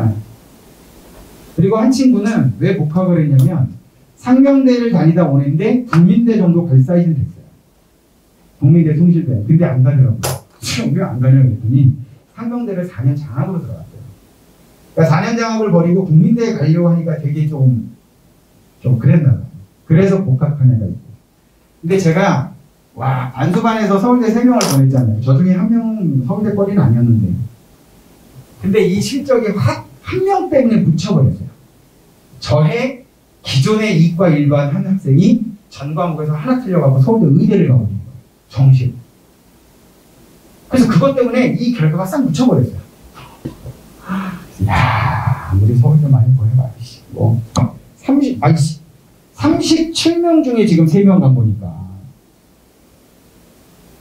그랬는데 서울대 정시 하나 때문에 확 묻혔죠. 저는 이렇게 생각합니다. 여기 학생들도 있는데 반수는요 기본적인 마인드를 이렇게 갖고 오셔야 돼요. 물리적 시간이 내 성적을 보장한다라고 생각하면 안 돼요. 그러면 4수 5수 6수 해야죠. 그게 아니고 제가 표현하는 단어는 상대적 시간이 필요하다. 그리고 이거를 저는 뭐라고 표현하냐면 몰입도라고 보는 거예요. 그러니까 다른 어떤 마인드로 오면 되냐면 다른 애들이 1시간에 10문제 풀 때는 11문제 풀어주겠다라는 거예요. 그런 투쟁적 정신을 좀 갖고 들어왔으면 좋겠다. 나머지는 담임 선생님들이 알아서 하신다. 학습적인 건 수업 선생님이 알아서 한다. 희망을 드릴게요. 마지막으로. 저희 애가 반수를 해요. 원래 문과로 대학을 갔어요. 원하는 과는 아니에요. 3월부터 10월까지 모든 모의고사 중에 수능을 제일 못 봤어요. 간신히 그냥 그 고대 간호를 갔는데 막상 들어가 보니까 의학계열 꿈꿨던 애들이 되게 많았던 거예요. 간호에. 그러니까 간호가 목표여서 들어온 애가 한두 명밖에 없었던 거예요. 근데 갑자기 코로나가 터지면서 사이버 강의를 듣게 되잖아요. 작년 얘기예요. 그래서 갑자기 이과로 바꿔서 도전을 해보겠다는 거예요. 그래나 얼마나 가. 저는 찬성. 저는 이런 기조는 있어요. 안 하고 후회하지 마세요. 했어야 되는데. 제일 바보 같은 짓이다. 결과는 나중에 모시고 지금 준비하는 시점에서 결과를 고민한다? 그건 쓸데없는 고민인 거예요. 안 해보고 그러지 말자라는 거죠. 그래서 저희가 131, 12가 나왔어요. 생명제약을 선택했고 확실히 수학의 벽은 좀 높았죠. 그래서 원래 의대 가려고 반수를 한 건데 잘 안 됐어요. 근데 여기 와서 1월 달에 이제 지금 1월 달부터 와서 공부하는 친구들 수학 지금 저희 애는 융합이잖아요. 문과 애들이 와도 받아줄 수 있고 이과 애들이 와도 받아줄 수 있으니까. 그리고 한국지리도 질문 받아주고 지구과학도 받아줄 수 있으니까. 근데 여기서 지금까 2월 달까지 했는데 갑자기 독서실에 앉아있으면 창피하다고. 저분 수업 질문을 정도인데 딴 데 가서 지금 하고 있거든요. 딴 데 가서 하고 있는데 요번에 보니까 6월달 보니까 생명만 2가 나오고 나머지 다 2가 나왔어요. 지방 의대 정도 갈 수 있는 그 정도 사이즈인 것 같아요. 저는 저희 애한테도 한 얘기가 있어요. 저희 애가 뭐라 볼까 이상하게 수능 날만 되면 좀 심리적으로는 흔들리더라고요. 근데 문제가 뭐냐면 제가 고3 때부터 봐왔던 저희 애의 문제가 뭐냐면 이 아이는 자기 공부를 안 하고 있는 거예요. 그렇게 얘기해도 6월달 성적을 되게 잘 받았거든요. 고3 때. 내가 밥 먹으면서 성적표 나온다. 고생했어. 잘 나왔네. 그러면서 한 얘기가 뭐였냐면 넌 네 공부를 안 하고 있어. 그랬더니 엄마나 아이가 다 이러고 있어요. 뭔 소리야. 성적표가 있는데. 제가 얘기했던 네 공부를 안 하고 있다는 게 뭐냐면 얘는 시청을 한 걸 가지고 이해했다고 착각하고 있는 거예요. 아까 원장님도 얘기하셨지만 인간의 병폐가 그거예요. 저도 애들하고 상담하려고 작년에 EBS 들어가서 수원을 한번 들어봤거든요. 교재 없이. 그 일시정지하고 문제 쓰고 설명 듣고 저도 모르게 이러고 있어요. 고등학교 졸업한 지 30년 넘는 사람이 이제 막 삼각함수 듣고 이러고 있는데 끄덕끄덕하고 있는 거예요. 그럼 본인은 이해했다고 생각합니다. 근데 문제는 뭐예요? 내가 죽으라고 푼 문제가 똑같은 문제가 수능에 나오지 않는다. 그래서 뭐가 필요한 거냐면 발상이 필요하고 사고력이 필요한 거예요. 그러니까 제가 보기에 올해는 국어, 영어는 독해력이 필요한 거고 수학은 사고력이 필요한 거예요. 그게 없으면 힘들다. 그러면 이걸 어떻게 키워야 되느냐? 왜 혼자 고생하고 있냐? 수업적 역량이 되는 선생님들한테 방법을 배우라는 거예요. 이제는 제가 보기에는 그 확연한 기준점이 대한민국에 존재하는 모든 그 종합반 확연히 색깔이 나타날 거예요. 사실은 수업 되게 잘 그런 부분들이. 그러니까 수업적인 것과 입시적인 거는 아이는 그냥 맡겨주시면 되고 중요한 건 아이가 왔을 때 아까 말씀드렸던 의지예요. 투쟁적 의지. 그것만 딱 보장해서 오시면 저희가 끝까지 좋은 결과 나올 수 있도록 최선을 다해서 다 잘 지도하도록 하겠습니다. 오늘 준비한 거 여기까지입니다. 고생 많으셨습니다. 저 데스크로 오시죠. 네, 해주세요. 지금 저희가 공개를 되고 있어요. 네. 그래서 연습을 하고 싶었는데 그러니까 애가 최상위 대학을 다니는 아이예요. 그런데 뭐가 저는 지금 궁금하냐면 이과가 수학의 1등급 컷이 높잖아요. 높으니까 1등급 컷이 높은 건 아니죠. 그러니까 1등급 누적 인원이 많아진 거죠. 인원이 비율이 높잖아요. 그래서 이 이과가 유리하다고 성경희 스님도 말씀하셨고 저는 지금 애도 많이 개발하고 있는데 제가 의문점은 1등급 비율이 이과가 높아졌어요. 그렇다고 유리할까는 의문점이 있는 거예요. 네네네. 왜냐면은 이과에 문과를 줄이고 이과가 늘어나는 건 아니잖아요.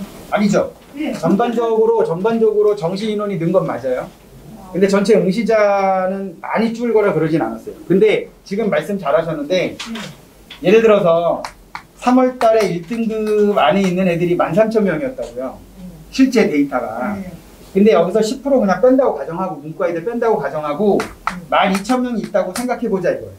그러면 만약에 6월처럼 48만 명이 봤을 때 1등급이 4%니까 여기다 0.04를 곱해버리면 한 이렇게 되죠? 네. 그러니까 저는 1등급의 누적 인원이 2만 명이 있을 수 있다라고 보는 거예요. 그러니까 제가 잠시만요. 그러면 여기서 뭐 그냥 10% 빼지 않고 그러면 아까 말씀드렸지만 작년에 92점 컷이었을 때 거기에 누적된 거기 몰려있는 애들이 한 40% 정도 돼요. 그럼 그렇게 계산을 하면 1등급 전체 2만 명 중에 만약에 92가 컷이라면 여기에 10,000명 정도가 있을 수 있다고. 그럼 나머지 인원은 96, 그러니까 93부터 100까지 이제 펼쳐져 있을 거예요. 지금 말씀 잘하신 게 뭐냐면 만약에 내가 여기 컷에 걸려 있잖아요. 그럼 상대적으로 동점자가 많아지는 건 맞아. 그러면 다른 과목에서 변별력이 생겨요. 그런데 내가 만약에 93을 받잖아요. 이것도 얘기가 달라져요.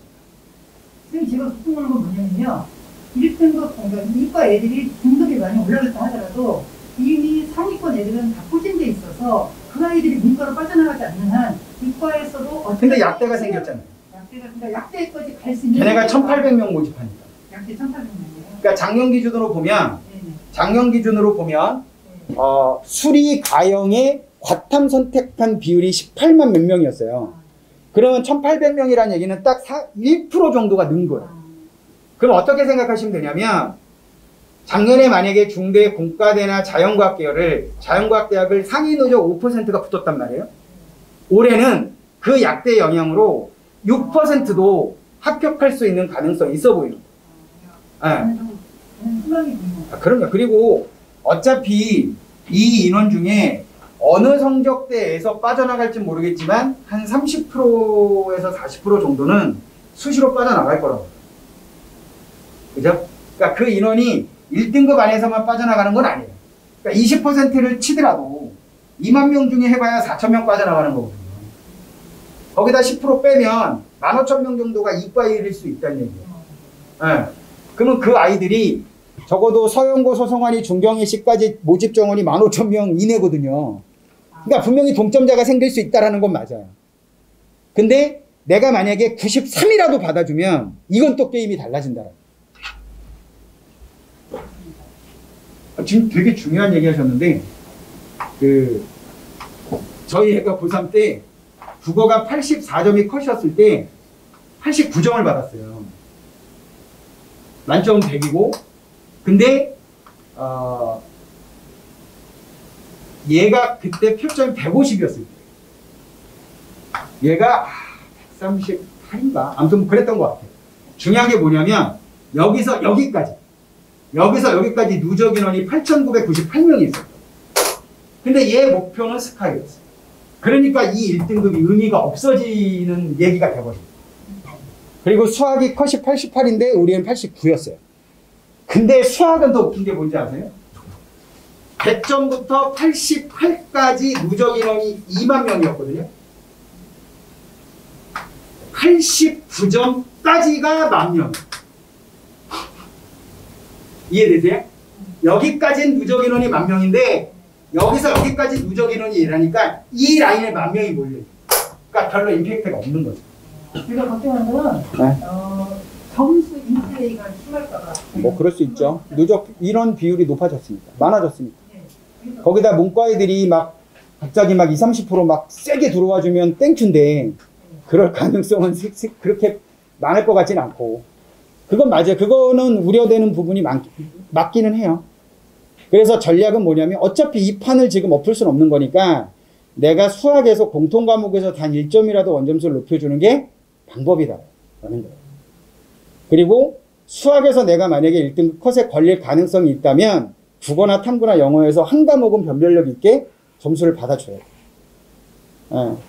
근데 아까 잠깐 말씀드렸지만 최고점의 차이라든지 이런 부분은 사실 만점이나 1등급 안에서의 문제인 거지 사실 2등급부터는 큰 차이가 나진 않아요.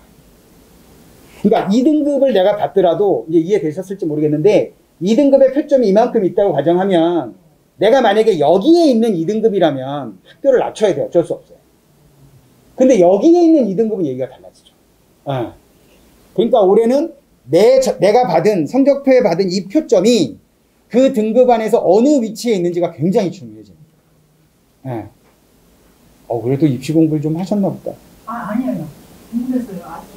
저기 선생님을 스승을 만나봐서 연수를 하겠다고. 네.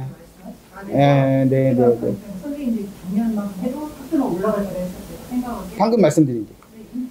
의학 계열만 빼주면 작년에 진입했던 상위 누적보다는 그러니까 100명 중에 5등을 하면 중대 공대를 갔는데 6등을 해도 갈 수 있다라는 거예요.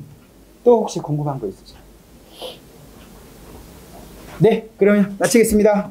네, 감사합니다.